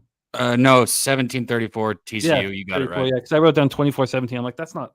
So 17. Since that 34-17 loss at TCU, SMU has beaten weaklings. And we're going to talk about these weaklings because they're a big part of my action tomorrow. But they beat Charlotte 34-16 at home and East Carolina 31-10 on the road. When they beat East Carolina on the road, they were 11.5-point favorites. This defense is badass. It doesn't matter if it's run or pass. They're very good. 19th in the country in opponent yards per play. That's only against FBS competition. 22nd in per pass, yards per pass. 31st in opponent. Oh, I wrote that in wrong again. Points per game. You got it. 31st in points per game. All right. Sorry. It's cool. I got it in front of me. So in their first 2 conference games, they've completely shut down their opponents. I mean, just completely shut them down. Jalen Knighton, rolling here, 358 yards, 5.8 yards per carry. And Preston Stone, if you look at Preston Stone's numbers, I don't think they tell the story. They're certainly not going to tell the story of what Preston Stone is going to do in the American Conference play. He's going to light it up. So he has 14 touchdowns, 5 interceptions on the year. But, he's got 9 touchdowns, 4 interceptions coming into conference. Then he's got 5 touchdowns and 1 pick there. So his numbers will get better and better. Temple comes in off their 4th straight double-digit loss. This time they got crushed 45-14 at North Texas as 8-point dogs. Quincy Patterson was atrocious, 12 of 30 for 105 yards, 3 interceptions, but he did run 24 times for 113 yards and a touchdown. Temple did run for 242 yards in the loss, but North Texas's run defense is bad, and SMU's run defense is very, very, very good. So take it away here for us. Without knowing what's going on with EJ, I just don't feel like I can actually, make a bet that I'm confident in. Earl Sports says SMU wasn't covering until late pick 6 for ECU. Says that score looks very flattering for SMU. Yeah, it was very, very close, at halftime. Very close at halftime, but they pulled away late. And I am fading your East Carolina Pirates tomorrow, Earl, which may be a mistake. Let's see. Wine time is on the under 55.5 here. What do you think here, Daby? Take it away. This line is tough, man. Like I said, like you said, actually, I would like to know if the quarterback's playing or not. It makes a big difference. I'd actually lean over. I wouldn't want to go against Wine time there. I'd lean over if he's in, but if he's out of the game, like you said, outside of, top tier competition, TCU's offense is pretty good. Oklahoma's offense is pretty good. But outside of that, SMU's defense has played good football. And if Temple's without their starting quarterback, it's going to be hard for them to put points up. And in that case, I would lean towards SMU and I'd lean towards the under. But if he's playing, maybe you take the points here and maybe this game gets over. I probably could get to the window with the over. Like I said, though, like you touched on the last few losses, UNT 14-45, UTSA 34-49, Tulsa 26-48. And, as we saw yesterday, I know there was a lot of turnovers, but this Tulsa team is not a great football team. They were smashed by Rice. Shout out to anybody that was on Rice. That was good money yesterday. I would if I was going to bet a side, it would be SMU. And if I was going to bet a total, it would be over, but I'm not going to get there. Yeah, it's too bad. All of a sudden, I'm looking at my action, and all I'm going to have is the Stamps at 10 p.m., although I need the Phillies to take care of business at 8. But that's okay because we have a ton of Saturday action. So we're going to let that one go. We're going to fire away here on Saturday. So we're going in order from the 12 p.m. games to the late games. So the first 12 p.m. games are both Daby Cab spots, and then we roll into my action. So let's go. Cab starts his card at 12 p.m. Eastern. Number 7 ranked Penn State Nittany Lions 6-0, 3-0 against in the Big Ten versus at the number 3 Ohio State Buckeyes with the exact same record. We're at Ohio Stadium in Columbus, Ohio, and we have rain. And there's going to be rain in some of these spots here.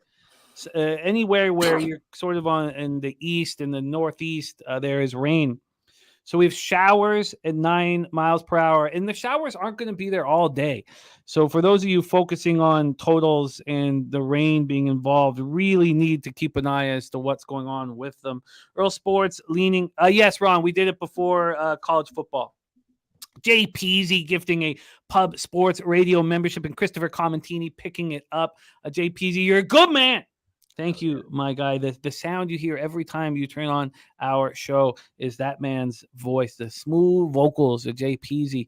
Ron Crawford, NCAA spreadsheet play today is Penn State plus 5.5. And Jake Burns also on Penn State plus 5.5. There is Mikey M, star of our new show, Last Call. We did drop the preview for it off the hop. And look at Jay Peasy dropping another Pub Sports Radio membership. Yeah. What a guy, man. This one, Jake Burns picking up. What a guy. I love it.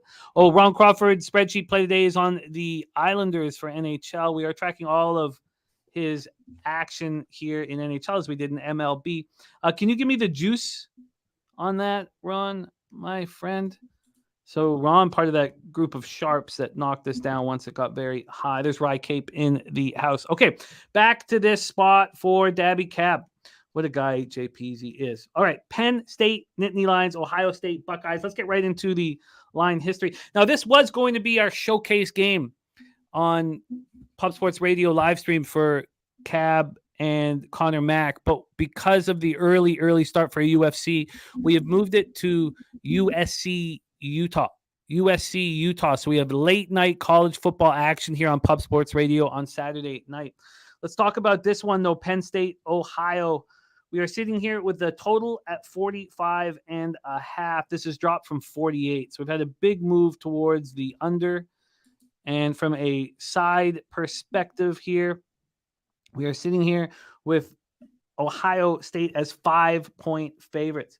They opened up at 4.5, and within 23 minutes, they were up a full point to -5.5. Then there was buyback. We had a lot of 4s this week, and now we are at 5. So Ohio State, 5-point favorites. Let's get into the cash flow here for this one.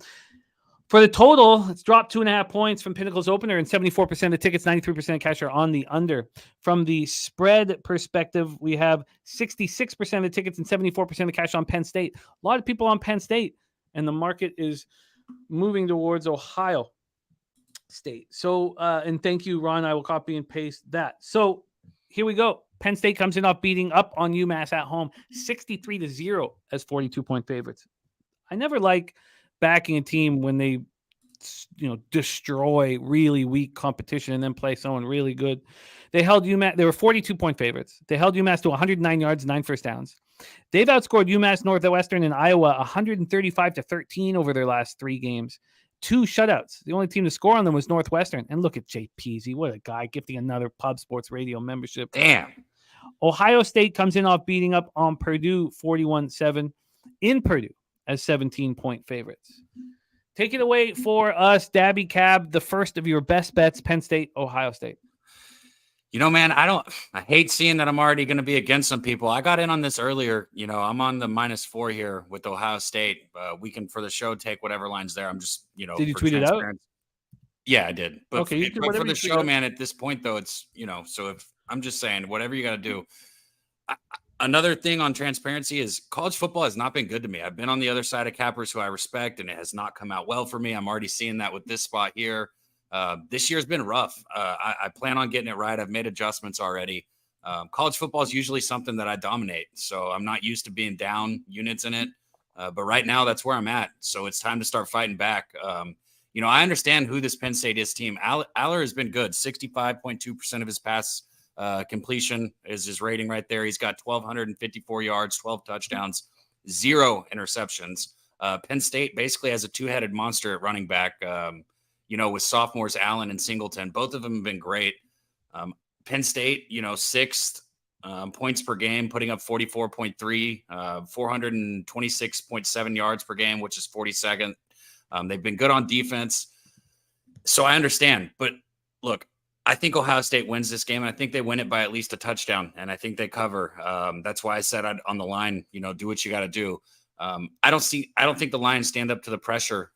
This is their stiffest contest to date, without question. Ohio State has completely dominated this series. They've won 6 of the last 10, 11 overall, or 6 straight, and 10 of the last 11 overall.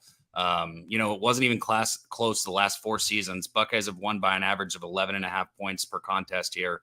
I know Penn State appears to be legitimate, like really legitimate. But I just think this is not the spot for them. I think Ohio State comes in here. I think their offense is more proven. Yeah, I can keep going on and on and on, but I'm on the Buckeyes here. I took the spread with them. And what was the juice on your -4? -110. -110. All right, Daby Cab's first bet of our best bet segment is on Ohio State -4 at -110.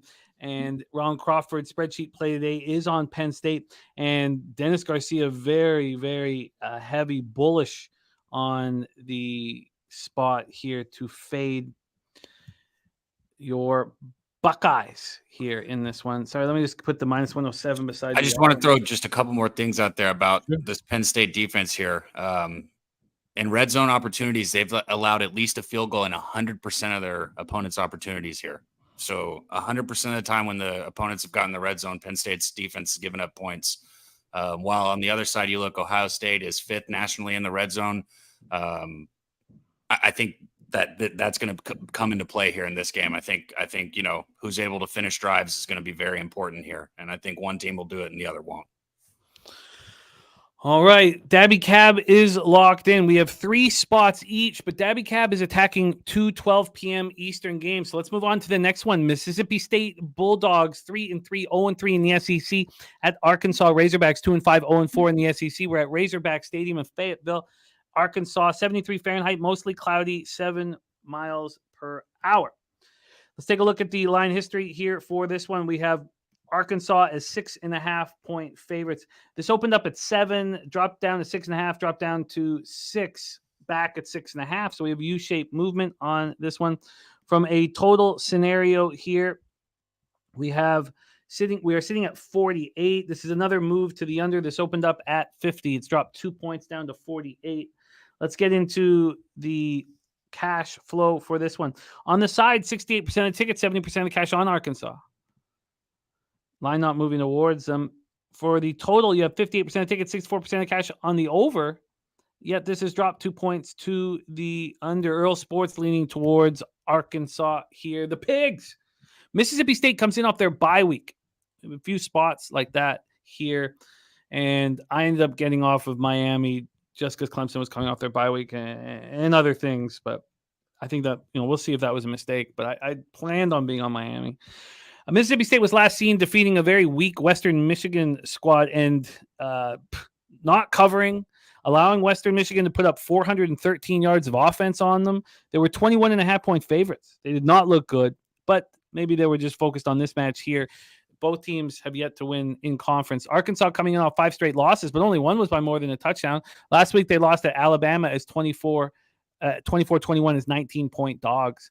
I figured that after everybody saw the game against Alabama that Arkansas would be backed heavily this week, and the line's not moved off the number.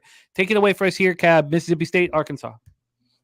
I think one thing maybe why people aren't running to bet Arkansas is because, they've got that 2-5 record. But I've been somebody who, I wish it doesn't matter because I haven't given it out, but I have made money on Arkansas here in certain situations where they've been catching a lot of points. And I know right here they're not catching points, but I went ahead and laid it with them. KJ Jefferson's performance last game, was outstanding. Sorry, I don't know why that commercial just went off. KJ Jefferson's performance last game was outstanding. And if you look last two games against Mississippi State, one he was in, Mississippi State won. That was last season.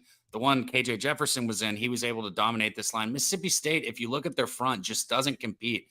They don't seem like that top tier, SEC line that we're used to seeing. In Arkansas, as they showed against Alabama, they had that tough loss to BYU earlier in the season where they lost by a touchdown. Every one of these games that let me pull this up real quick. Every one of these games that Arkansas has been in has been close. It's come down to the wire.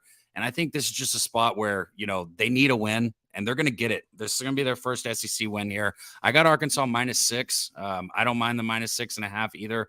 I think Jefferson has a performance here. I know that some people were higher on him in the early part of this season and he didn't show up. But lately he's been playing different football. The last couple games, he's looked like that, possible Heisman candidate that people thought he would be.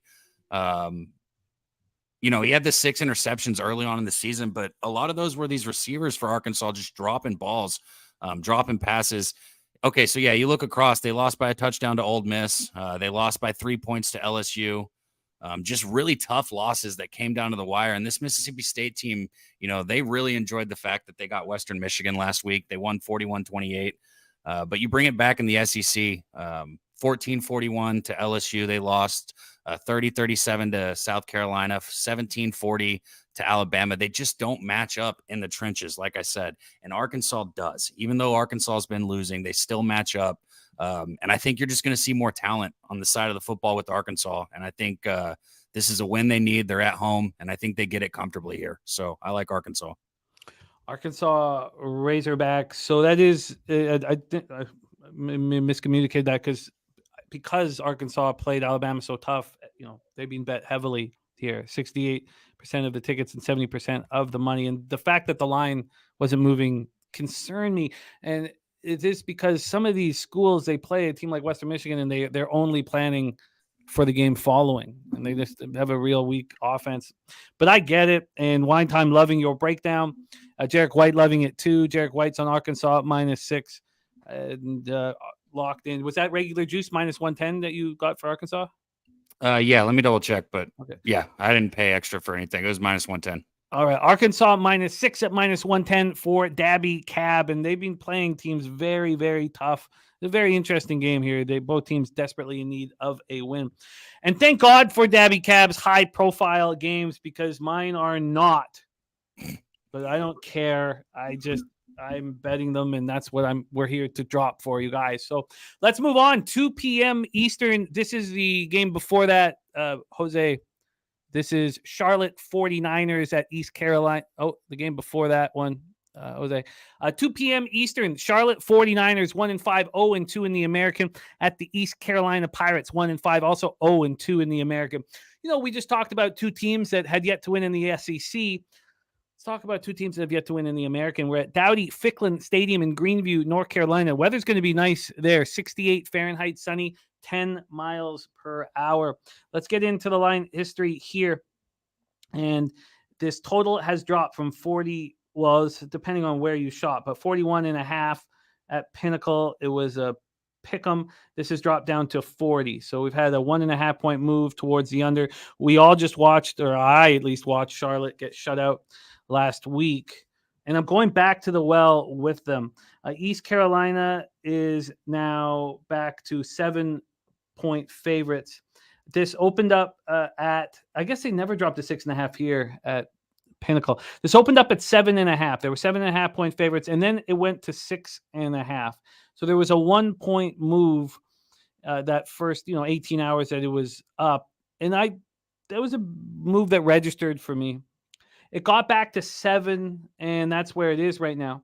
If you want Charlotte plus 7, that's juiced to minus 115, which is quite a lot of juice at Pinnacle. You get even money for East Carolina at 7.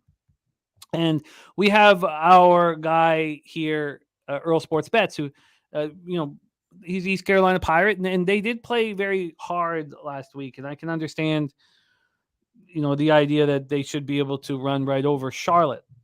Here we have East Carolina with just 31% of the tickets, but 48% of the cash, which is a spot you want East Carolina. You want to back any team in, low ticket count, but a lot of cash. Charlotte is public, which surprised me after getting shut out last week. I did not think that they would be a public spot, and I've been waiting for that to change, and it hasn't changed, and that makes me very nervous, very, very nervous. It's Perky, and that's what up, Perky. So Charlotte comes in off its 5th straight loss. Neither of these teams have beaten FBS competition all year. And we could say, they both have that common team, and that's SMU. And yeah, East Carolina played SMU better. But East Carolina was at home, and Charlotte had to travel to SMU.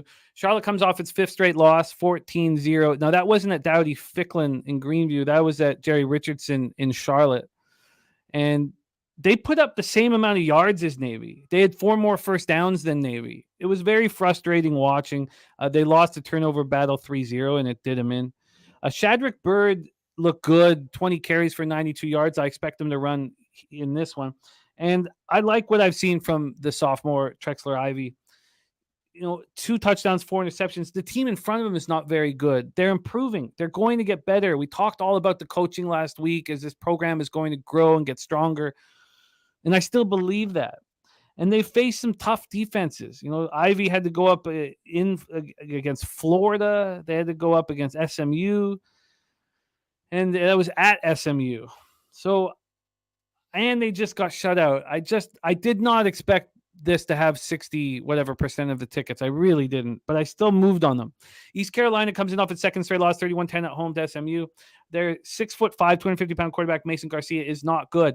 He's had quality minutes in 4 games, and his best were the first 2 against Michigan and Marshall. He does not seem to be improving as the season goes on. And then they have Alex Flynn, who he shares snaps with. So Alex Flynn has 1 touchdown, 6 interceptions. But what's happening, and you see this a lot in college football, is they're both looking over their shoulder. They're both nervous. They both know they're going to get pulled if they throw a pick. And their best running back, Javius Bond, has not played since September 30th.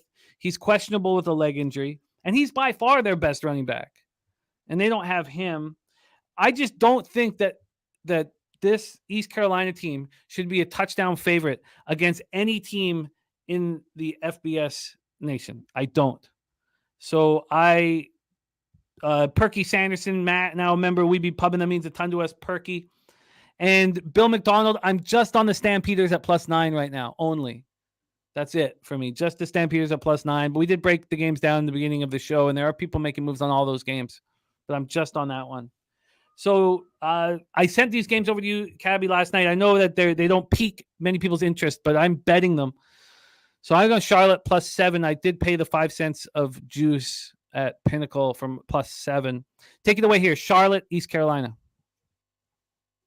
You talk about games that pique interest. It's funny how, everybody will be real interested in a Rice game when they play in the middle of the week when there's not a lot of games on. But you talk about, ECU on a Saturday, nobody's interested. These games, and the more I do it, there is value. And I'm still, like I said earlier, I'm kicking myself for not playing Rice yesterday, like hard. Look at the total here, sitting at 40 points, right, on the game. And you're telling me ECU's got to cover by a touchdown and a 40-point total. I don't think either of these teams have the offense to run away. Pirates have lost 2 straight games. They've split their last 2 home games, but they haven't played well offensively at all this season, averaging just a little over 20 points per game. which is why you're looking at such a low total. With the team averaging just over 20 points per game, I'm not looking to lay a touchdown with them. It just doesn't make any sense for me. I'm personally not going to bet this game. I guess it does worry me, like you said, that the public would be on this side, but I'm sure it's not a ton of tickets on this game. I can't imagine when we say public that this is a very publicly bet game, right? 4,407 at this point, but yeah, that's very true. Right. So like the people betting this game, I wouldn't necessarily say are just your general average. Your average Joe's not betting Eastern Carolina, Charlotte. You know what I mean?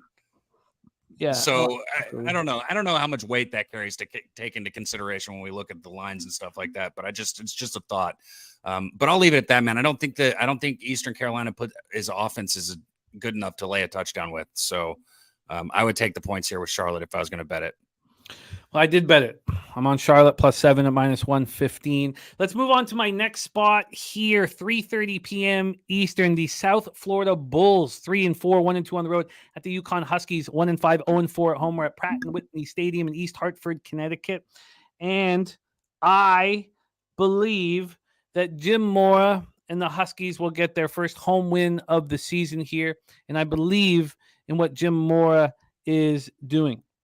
Wine Time also on Yukon money line. I just got the +105. He's got the +110. I'm on the Yukon Huskies to win here, and I don't like fading a South Florida team that just got absolutely annihilated. But if you look deeper, Alex Golesh has lost this football team in his first year coaching. And that's what I'm banking on, is the coaching advantage that I have with Mora against Golesh. And, he's just not ready for this. Maybe the players have tuned him out. Whatever's going on is actually happening here. They're falling apart at the seams, and Yukon is getting better as the season goes on. And we talked about that happening when we had Yukon early in the year for a cover, that they were going to get better as the season went on. This game pops off here at 3:30 p.m. Eastern. We have Yukon now at +1 at +101 at Pinnacle. But let's go to the money line. I think that will tell a better story here. I think it'll tell a better story. When I moved on this, it was +105 at both 365 and Pinnacle. So let's see what we are dealing with here. It's now at +107 at Pinnacle. I don't love that. But this opened up at +138. It opened up at +138. It's just been a constant move to Yukon. And maybe I bet it at the absolute worst time, but I just felt like I had to take the plus money and move on it. Go over to the total in this one here. We have the total sitting at 56, and that's not a Yukon type total. This opened up at 55.5. It dropped down to 54.5. We've recently had a move on the over. When we get over to the cash flow for this one, that pops off again at 3:30 p.m. tomorrow, 61% of the tickets and 79% of the cash are on Yukon. So, they are more public than I would like, but big bets have come in on Yukon. And Wine Time says Jim Mora is a guy that you want your kids to play for here. Londo says he can't find this line on Bet Online. Why isn't it on there? It must be on there. Are you sure? Maybe it just says Connecticut instead of Yukon. I don't know. Maybe it says South Florida instead of USF. It's got to be on there. If anybody has Bet Online, I could pull Bet Online up right now and see if it is there. It's also raining, which I think, as much as it's going to help Byron Brown, South Florida's quarterback, who runs their entire offense, leads them in rushing, leads them in passing, as much as he will be good in those situations here, it's colder than these Florida natives like. And I do believe that this is just such an easy offense to plan for, even though that Brown can run and pass, but nobody else does anything on this team. Nobody else. Yeah, that's the team, Londo. They are Connecticut. Yukon's Connecticut. South Florida comes in off its second straight ugly loss, this time 56-14 at home versus Florida Atlantic as 3-point favorites. They allowed 587 yards of offense. They're playing without Jason Vaughn, who's a big piece of their defensive line. Defensive end there. They're allowing 36.1 points per game and 455 yards per game. They're horrible. They're absolutely terrible. And now they're going out on the road to a Connecticut team that is trying. Now, Byron Brown has looked good this year. He's thrown 12 touchdowns and 5 interceptions. He's ran for 512 yards and 7 touchdowns. But I want him to throw. He's dangerous to me when he starts running. And Connecticut's strength on defense is the run. They're I wouldn't say very good because they're 66th in the country, but if you compare any defensive stats between USF and Connecticut, what jumps out at you is that the Huskies will stop the run game and force Byron Brown to beat you through the air. And he's not very good at that unless he's got a worry from the defense that he's going to run. And if they already have a strength at the run game, I think that it's pretty easy for them to defend the pass. UConn is moving in the right direction. They had that 34-33 loss at home last time they were at home to Utah State. They were dogs in that one, and they played very well. Then they were 4-point dogs. Then they went into Rice, and they defeated JT Daniels 38-31 as 10-point dogs. We just saw what Rice can do last night. We just saw what JT Daniels can do. They went in there, and they won. They beat them. Taquan Robertson was excellent. Last week, 15 for 19, 215 yards, 2 touchdowns, no interceptions. He's playing clean football. You have Victor Rosa running the ball, 399 yards and 2 touchdowns. I wish that on Tuesday I was focusing on college football, but on Monday and Tuesday I was focusing on NFL. So I got in on the line late, but I still got on a plus money spot that I think will win at home against a South Florida team that's obviously sending a message to Alex Golesh. If this was another team with a different coach, not a 39-year-old first-year head coach, I would think, oh, this is a good bounce back for them. But maybe they've just tuned them out. Maybe they've just tuned them out now, and Mora is building something here. Take it away for us here, Cabby, South Florida, UConn. Yeah. I know UConn's offense hasn't been great, but where you look at this game, on defense, they've been better. Huskies are giving up 31.5 points per game, while South Florida's giving up 36.1 points per game. And South Florida's strength, if you want to call it that, is on offense running the ball. They're averaging 183.6 yards per game, but UConn's strength on the other side of the ball is against the run. Their defense has been good against the run. They're allowing just 137.7 yards a game on the ground, which is 66 in the country. And UConn's been okay throwing the ball, and South Florida's defense is giving up more than 305 yards passing a game through the air. That's just not good. And shout out to our guy, Mike M. Pimp Slap Play of the Day. Here's some stuff he'll like, little bit of trends. UConn has covered the spread 10 of its last 15 games. And the Huskies have covered each of the last 5 games during the month of October. So, they're covering spreads, which as a bettor, that's all we care about. I know this here is, at a pick'em where you're taking a money line. So it's not really a spread, but they're covering, they're winning money. And I think this is a spot where I'd be on UConn also. I'm not betting this game either, but I'd be on UConn with you. I've moved on UConn here, and I like hearing the support. It makes me nervous because people are now betting UConn that weren't planning to, and I goddamn hope that's how it works, right? I just add so much pressure to it. All right, let's move on to my final spot before we get into Daby's final spot. Daby has 7 p.m. action, and I have more low profile 3:30 action. 3:30 is going to be a big hour for me, man. 2 p.m. is going to be stressed out between 2 and 5. Let's go. 3:30 p.m. Eastern. We head to the MAC. The Buffalo Bulls 2-5, 2-1 in conference at Kent State. Golden Flashes 1-6, 0-3 in the MAC. My guy Tori Coker in the house. Dick's Stadium at Kent, Ohio. 50 Fahrenheit, cloudy, 12 miles per hour. So, look, Kent State's been a laughingstock. Even when Dustin Crum was there, or maybe it really started when Dustin Crum left, or whatever. But Kenny Burns is a coach that I believe in, and he's making mistakes because he's trying too hard. And you see that with young coaches. They just try too hard and they, make mistakes. So against Eastern Michigan in the last game, Kenny Burns had this plan to open with the onside kick, and it just blew up in his face. 2 of his players ran into each other. Kendrick Nolan picked it up and ran 44 yards to the house. But I see Kenny Burns trying here. And I also thought that everybody in the world will want to fade Kent State and will want to back Buffalo Bulls. And I kind of like what I saw from Kenny Burns in the last one, and I like how it breaks down because people just look at the 28-14 loss in Eastern Michigan, but they outgained Eastern Michigan 343 to 218. They had a 19-play, 85-yard drive end on the Eastern Michigan 5 on a failed fourth down attempt in the first half. And obviously, I'm so excited about this, stupid MAC game that I'm talking about the why before I get into the line history. So let me get into the line history here quickly. We have this total at 43.5. It keeps dropping. It opened up at 47. It's all the way down to 43.5. When we get over to the point spread here, we have it sitting at 6.5 at Pinnacle. It is 7 at other books. It opened at 7. I got it at 7. I got it 7 at Bet365. It's still available, I think. Let me just check and see. I'm almost certain it's still available. Here, let me just give a quick look.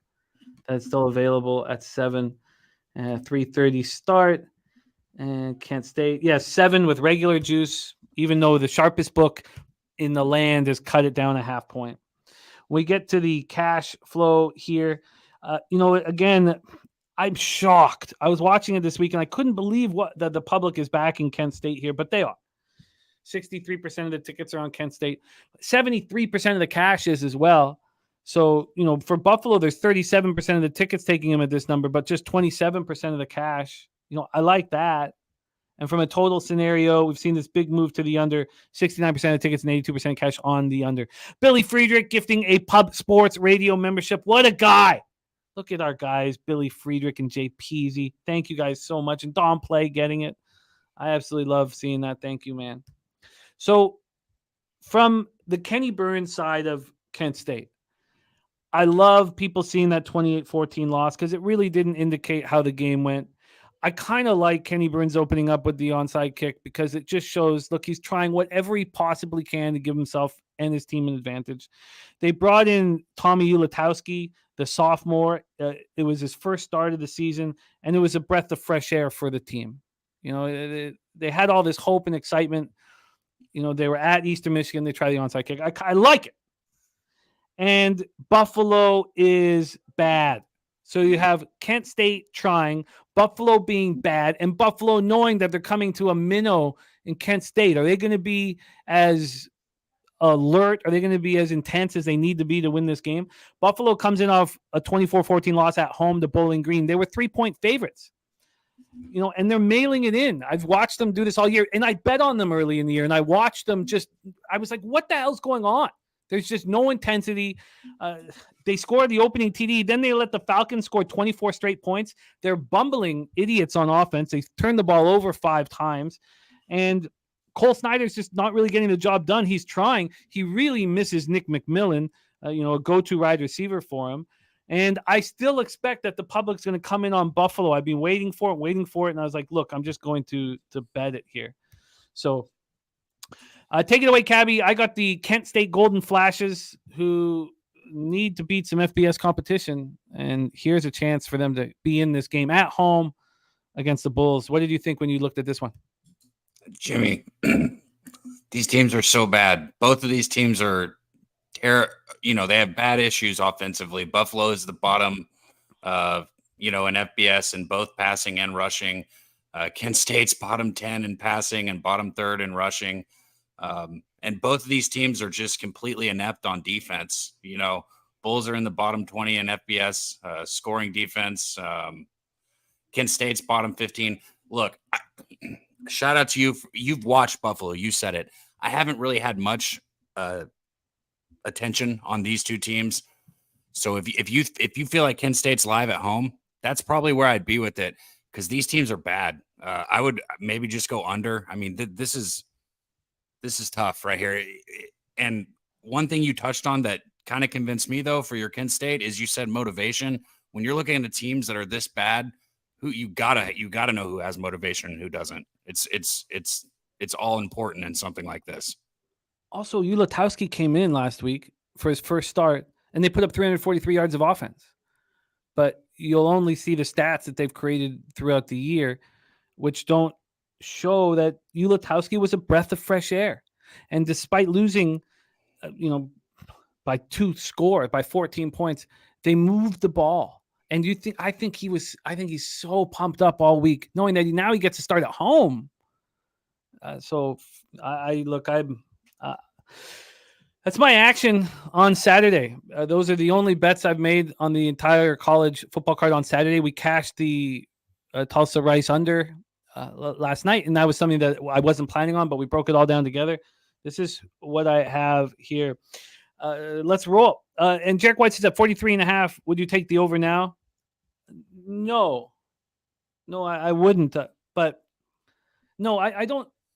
Unless you have conviction, you don't go up against market moves like that. Unless you say this is wrong because, and when you do that, you'll find that you'll have a positive ROI. But you need to have that kind of conviction. So I wouldn't wait for to catch a falling knife here unless you really believe in some angle with it. Thank you, Don Play, my guy. So there you go. Those are my 3 bets. Yes, Londo, my 3 spots in college football. We have 1 game left for Daby Cab's best bets. I'm on Charlotte 49ers +7. I'm on UConn money line at +105, and I'm on Kent State Golden Flashes at +7. Let's move on to higher profile game here.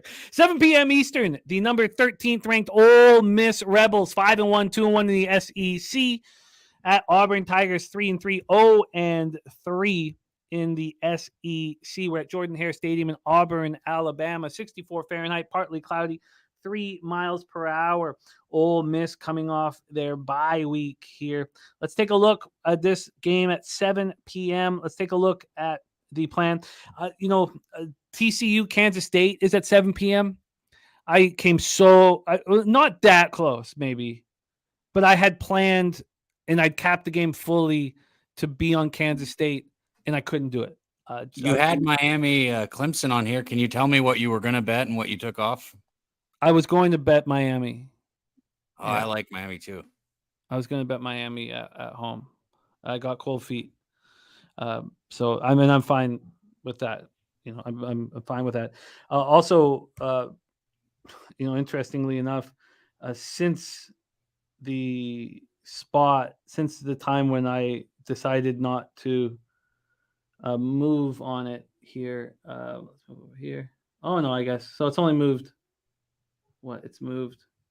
Oh, it's only moved 3 cents. But when I wanted Miami, they were juiced to -110. Now it's a pick 'em again. So the Clemson was -104. I'm very comfortable leaving off the Miami Clemson spot. And I wasn't trying to force a high profile game. I wasn't trying to. I came close to Kansas State. I came much closer to Miami. But let's talk about this spot here for Daby Cab. Ole Miss, Auburn. The spread right now is Auburn at +6.5. That's right where they opened.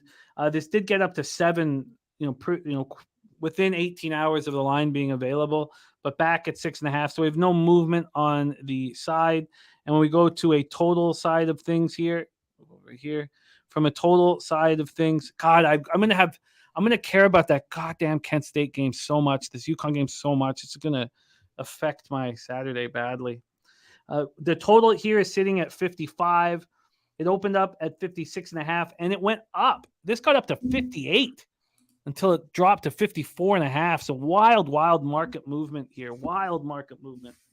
We go to the cash flow here, and also Mike M saying Ole Miss in a 0-9 under spot.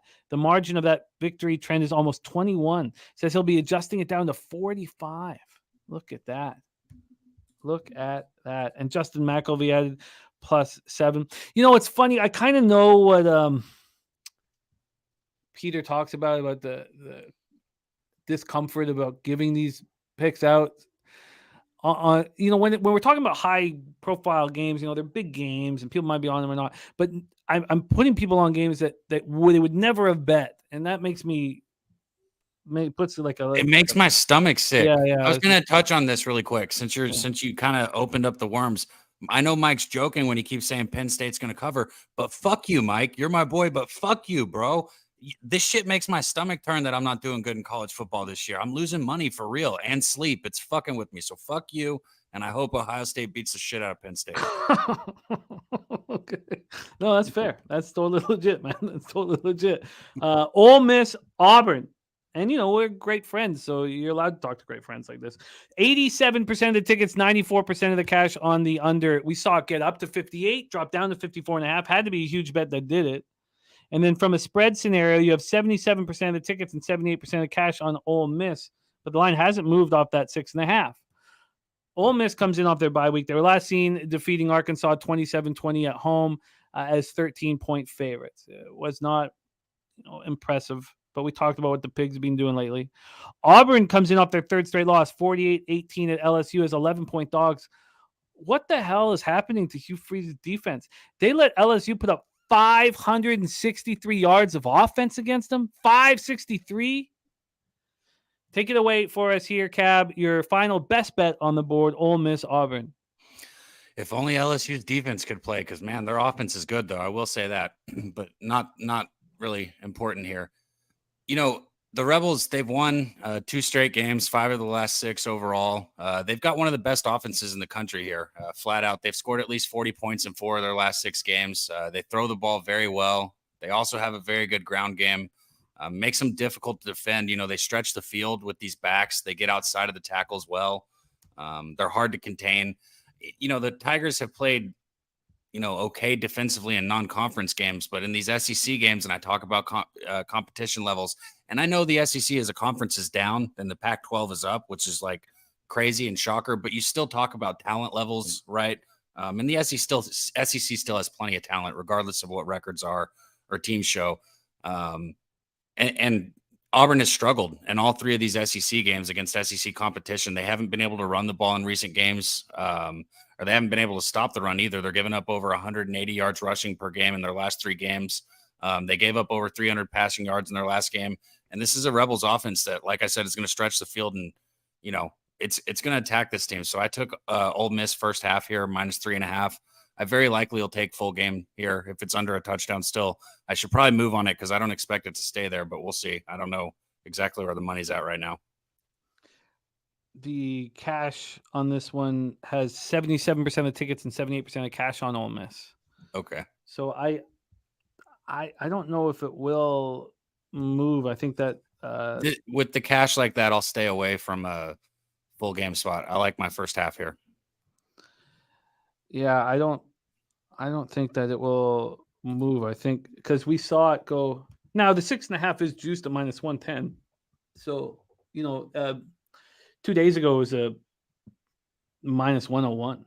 So, but also that was when there was this big move towards Auburn was on Wednesday.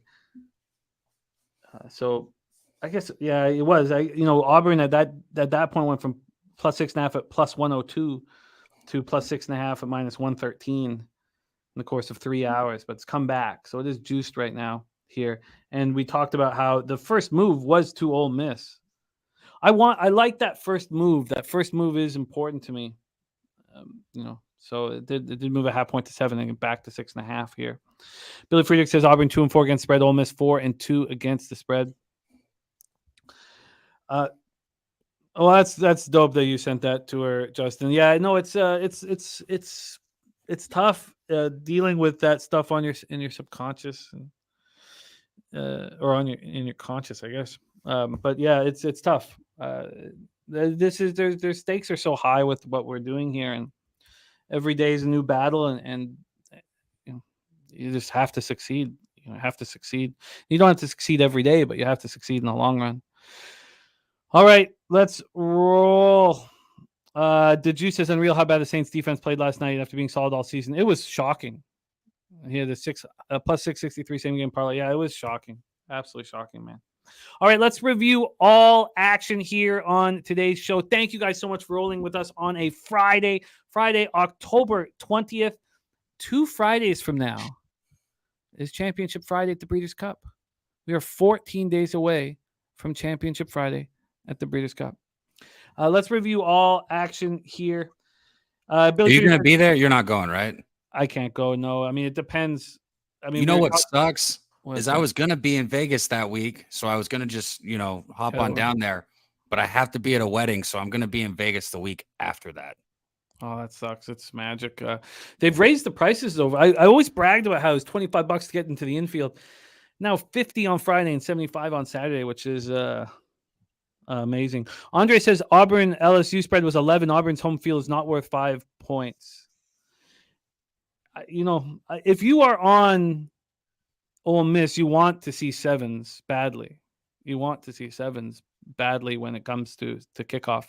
All right, let's review all action. We got some interesting stuff. Dan Kelly took the Heat season win total under 41.5, an alternate line at plus 170.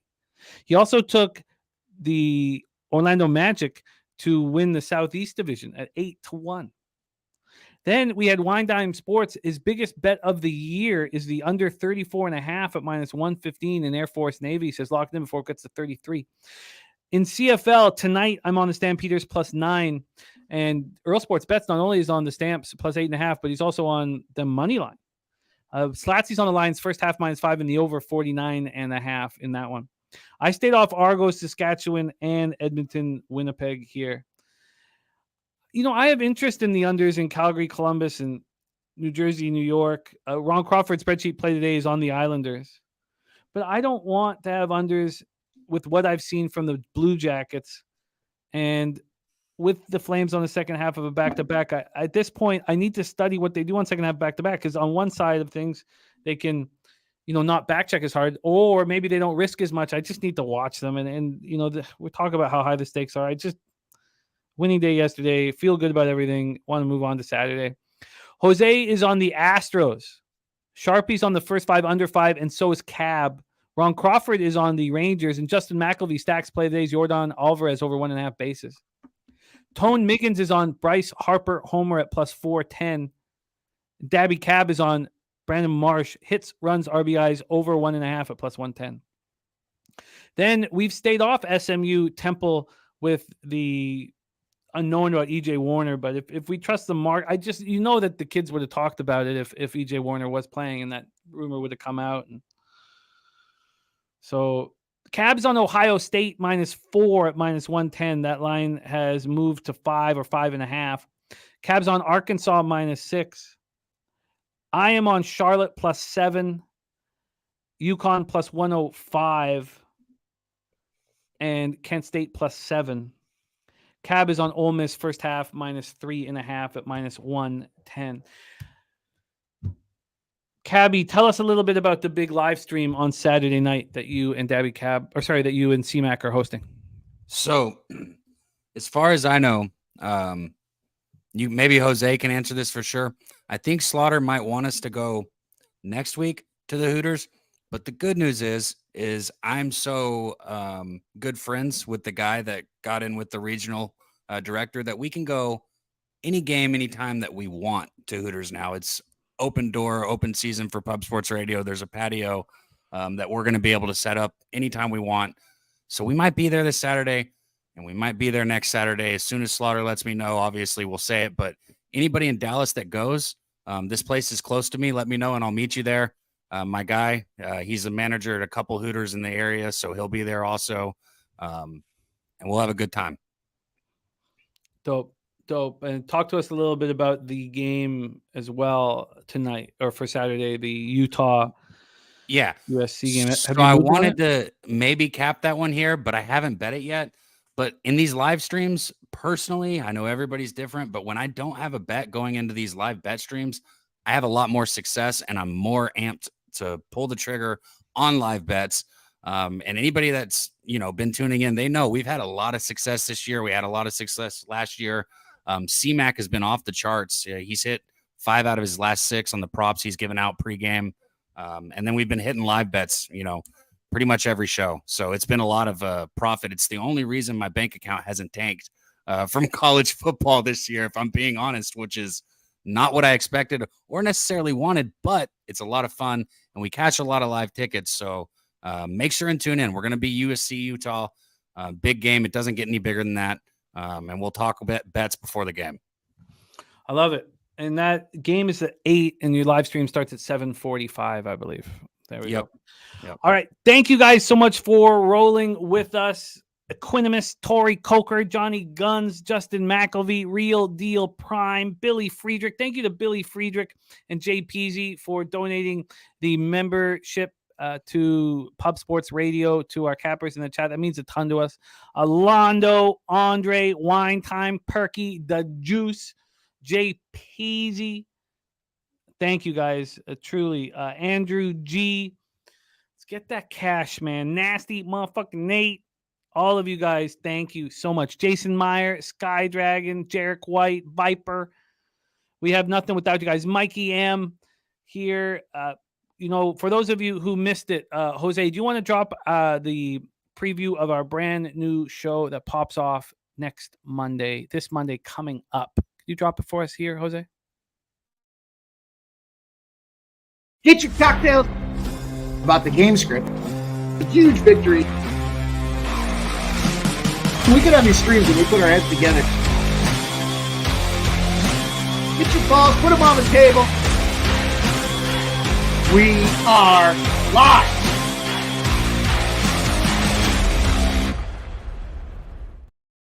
We're very excited about that. Let's go, man. I was like, okay, I was in my head. I was like, I knew it because I knew about this, Jimmy, right? But I was like, where is it? I thought we did. I guess I thought we didn't do it, but here it is. I can't wait. Let's fucking go. Also, fuck you, Mike. Kevin K, thank you, my man. Thank you for supporting us. It means a ton. Rants, all you guys, thank you. Let's go out there and have a giant Friday. We have a giant weekend ahead of us. We have, not only do we have the big UFC card in the morning live here, we have Utah USC Saturday night. Then we have Sunday NFL Pub Hub Sunday morning. And then we have the huge Dolphins Eagles game on Sunday night. I'm so excited about hammering that.